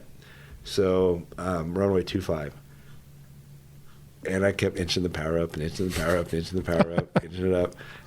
And I had to have just about been at full power. I don't know, but I had to have just about been at full power. And I did a fan brake at the numbers. God, that's tight. And, and the T-45 does not slow down. Really? Yeah. So. On short final, getting the gear down, probably? That's the only pass ever I didn't think I was going to make it. Really? Yeah. So I broke. And, he rolled with me, and he threw his speed brakes out right away. So as soon as I saw him kind of doing that, I pulled as hard as I could. I got the downwind, and I pulled as hard as I could to turn base. And then I come in on the final. I'm coming through 300 feet and finally get the gear speed. I'm like throwing everything down. I'm like, okay, we got this. That's the awesome. only time I ever thought I was not going to make it. But yeah, got to pull that G to catch it. Yeah. But also if you're that fast, it's... we were probably 425 in the break. That's awesome. It is. I will say numbers. it is so different flying a T6 here with the T45s, with the blues. There's a lot. I mean, Air Force T1s. Yeah, okay, they're also here. There's a lot going on, and to mix it up in the pattern. I mean, obviously, y'all are usually on the other runway because of that speed difference. Yeah. Yeah. Yeah. Luckily, there's nobody to worry about. It was a fairly quiet day. Yeah. But yeah, that was probably the sportiest that I'd been in the T45 here. Sure. And then do it. Had I done a midfield, not a big deal. No, not you have all Doing that it time. at the numbers. All I remember is thinking halfway through the roll, going, "Oh, this is not going to be good." Never a good feeling. Yeah, we did it. After getting out, where'd you go next? I got hired on at United Airlines. Okay. So I went and I flew the Airbus 319 and 320 Okay. for 6 years. Okay. And I just transitioned over to the 777. No way. Yeah. Can you tell me any good 777? That just looks like such a beautiful airplane. Any good stories flying? I mean, long haul, right? You're not doing local puddle jumper hops. You're going a long way. They do a little bit of both. And Really? when I say both, it's not puddle jumper, it's base to base. So I'm based Okay. in San Francisco, so it's like San Fran to Houston, San Fran to Chicago, or San Fran to Newark. Even with a jet that big. They have to do something right now. It's crazy times. Ah, okay. So I but read yeah. something about some airline is using like buses literally to make the difference up between some of these bases where they don't want to fly an RJ. So yeah, it is crazy times for the airline. I think United was actually one of them that had said they were doing it. I don't know how much they're doing it. Sure. But the big problem right now is the commuters are not able to keep people, not able to get people, because everybody's going to the majors because they're hiring so much. Yeah. Well, if you can't get people and can't retain them, eventually you have no one to fly your airplanes, and that's why they don't want to go to these cities. But they're mandated to go to the cities by the government. Yes, the federal, I forget exactly what the law is, but they have to provide service to all those markets, whether it's profitable or not, is kind of broadly speaking, I think. Yep. And they tried to pull out, and they said no. The government said, no, you're not going to pull out. Yeah. Like, what are we supposed to do? We don't have the people. So they're literally using buses in the short term to fill that gap. Yeah. Now, I have not personally seen any of that because I don't fly those anymore, but I've read the stories about it, and I know that we're one of them to do it, but it's kind of interesting. Well, tell me about the 777. That thing is awesome. It's great. Looks beautiful. It just has such a great look. It's a big airplane. The biggest one we have is 360 people, I think. 360 people. 775,000 max takeoff for that one. Yeah, it's heavy. It's not a Bonanza. No. It's not a T-34. Nope. Oh, gosh, that's huge. Nope. So, yeah, I've only been flying it for a year. Okay. Or not even a year, actually, right now. Probably about 9 months. Right seat? Yeah. What does it take to step up to the left seat? Is it just going to be time and seniority? It's all seniority. Airlines are all seniority based. Okay. It doesn't necessarily matter time. It's all in seniority. So on the Airbus, I could have picked up the right seat to left seat, transitioned it just under 4 years. Now, I would have been on reserve. I wouldn't have had a schedule, but I could have if I wanted. I didn't do it because having a schedule is a huge quality of life, especially since I commute. But it's an interesting life. I was going to say, you mentioned the commute. You are going, I mean, obviously you're based here, live here, so you're going all the way out to SFO to start your trips. Yeah. Has it been a lot of long-haul international stuff for you, or has it been more of that domestic kind of like you described? More domestic. Okay. The longest I had done up to March, so we're in May now, so 2 months ago, a month and a half ago, was Athens, Greece. Heck yeah. That was awesome. That's so cool. I did Taiwan in March. Wow. 13 and a half hours. Reserve. I'm guessing you have a reserve captain, a reserve foe. Like you have Not a captain. There's not three a captain. FOs. Three foes. Yeah. So one captain's on the flight deck the entire flight. So the way it works is whoever takes off has to land. Okay. So all four of us have to be on the flight deck for takeoff. And then the captain says, okay, I want to be back on the flight deck 1 hour prior to landing. So 13 and a half hours, that leaves an hour off. There's 12 and a half plus getting up to 18,000 feet is, let's just call it a half hour. So you got 12 hours you have to split for rest. So you divide it in half, whatever the time is, and that's what each of you get. So normally the two relief FOs who were sitting in the jump seats would go crash out. 6 hours later, you swap out, and then that captain and his FO go rest, and then an hour prior to landing, they come back up, get all caught up with everything. So really, for 6 hours of the flight, it's two JOs up front. Up front. Yeah, that's so cool. But yeah, so that's interesting. But I mean, it's all good. You're on a flight plan. It's on autopilot. All you got to do is check your boundaries and check in as the plane tells you to check in, and Sure. watch for weather. Yep. I mean, you got Wi-Fi. You've got literally long range communications. Yep. You're as connected as probably you could ever be in that airplane. Oh yeah. Yep. For folks that don't know anything about, and this, I kind of chuckle when I say this, but kind of like you, I have a little bit of civilian time before the military, so it's always fun to hear military folks with kind of their hot takes about, hey, that's what the airline world is like. I'm like, dude, you do not know a thing about what you're saying. But whatever. Okay, I'll listen to what your thoughts are. For those that say that, though, what would you say to folks that know nothing about the airline world that are transitioning that way?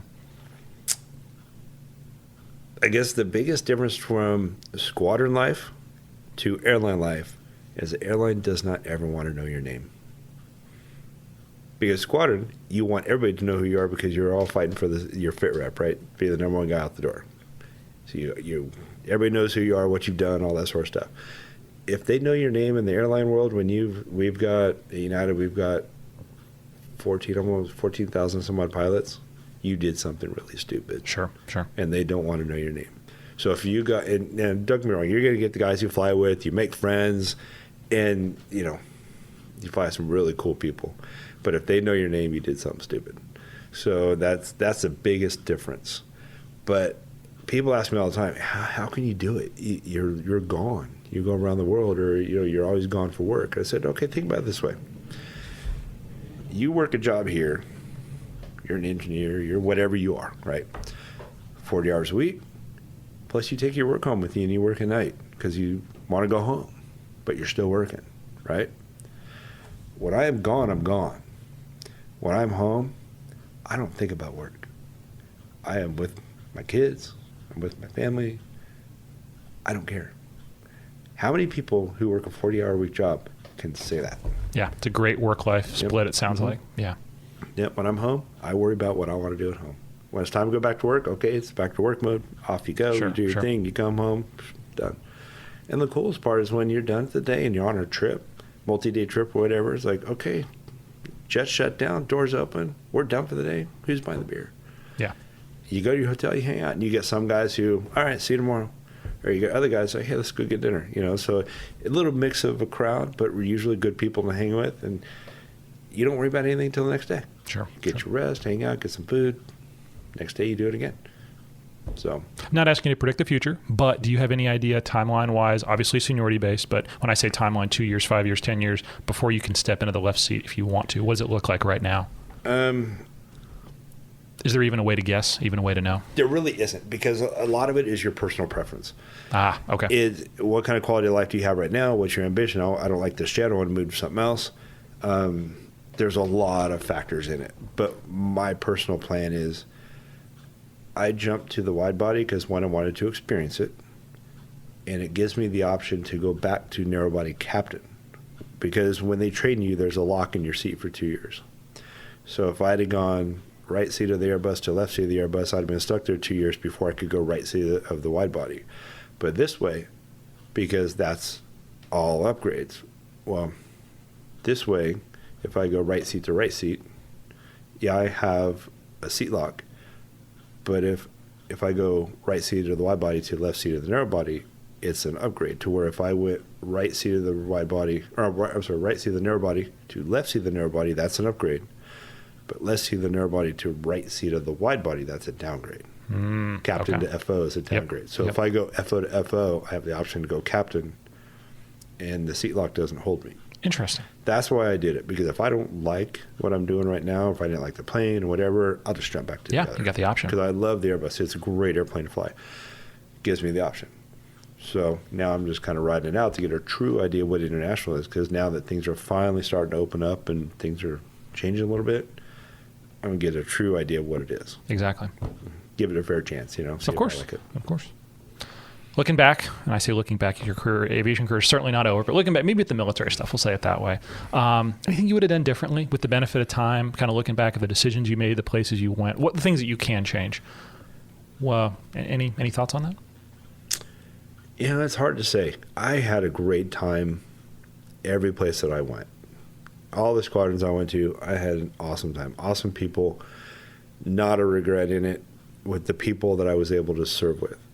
Being an instructor, it's awesome. I mean, it's awesome. You get to give your experience to the other students, and they're going to be you someday. And that's what I told my instructors when I retired. I'm like, look, give them everything you have because they're going to replace you someday, and you're going to be moving on to something else. They have to keep the information flowing. So I enjoyed. I don't have any regrets in my career. Now, would it have been nice to fly the Hornet longer? Sure. There's also a lot of demands in that job that are not all that much fun. Some of the squadron life is challenging sometimes. Of course. Now, going to the training command, it was definitely much easier than doing the deployments and carrier ops and all that sort of stuff. So there's different takeaways from it. But either way would have been fun. I had a great time the way I went. Don't regret it a bit. That's awesome. Still alive. Yeah, not an inconsequential thing to say. Yeah. That's awesome. That sounds like it turned out really, really well. Okay, I always like to end these with you get the last word. I promise I'll stop talking for at least a second. Anything I didn't ask you? Anything like that? Just you get the last word. You get to close this whole thing out. You never asked me if I almost died. Oh gosh, well, I feel like everyone that knows a military aviator, everyone asks that so much, and so I will happily ask it if you'd like me to. Have you ever died? There were 2 times out in El Centro. Okay, well, cool. We have 2 more things to talk about. Let's do it. 2 more. All right, so one, I was taking off. I was leading 4 planes out to the range. And you would take off to the west, and you would kind of do a left turn and a right turn, to a little S turn, to allow everybody to kind of catch up, right? And I'm climbing up. I don't remember exactly how I was. I think we were going to 8,000 feet. And I'm looking back, and I'm kind of watching guys join. And I happen to look up in front of me, and I see, the Citation jets, the big straight-wing Citation jets, like CJ2s or whatever, right over the top. Big turn right over the top. And I'm like, that's not good. No idea that guy. No, there's no radar coverage out there. T-45 has no radar. So luckily he saw us. And he turned. Oh, he turned. He was right over the top. All I saw was this big jet, big looping turn over the top, this big left-hand swooping turn. So there's one. Went out, did the flight. Everything. Luckily, everything else was fine. You're okay enough to do it after that? Yeah. Gosh, okay. Big boy rules for sure. And then the next time, we're in one of the other ranges, and they put me with a student who was having trouble. Behind a solo student, because you would do so many flights with an instructor, and then you would go solo to drop bombs, right? So we're in a 4-plane, and the lead is grading the solos. I had the student who was having trouble. I think I was number 3, and the student was number 2 who was solo. Because 1 and 4 were always instructed so that you can come home in sections if you had to. I'm watching my student, who can't seem to find the roll-in line to save his life, and I lost a solo who went deep every single time. So we're turning about 90 degrees to the target, and my student passes the roll-in line, and happen to look up, and I see this solo come down over the top of me. Oh, my gosh. As he's rolling in from a deep roll-in. Luckily, he was higher. He probably missed us by 200 feet.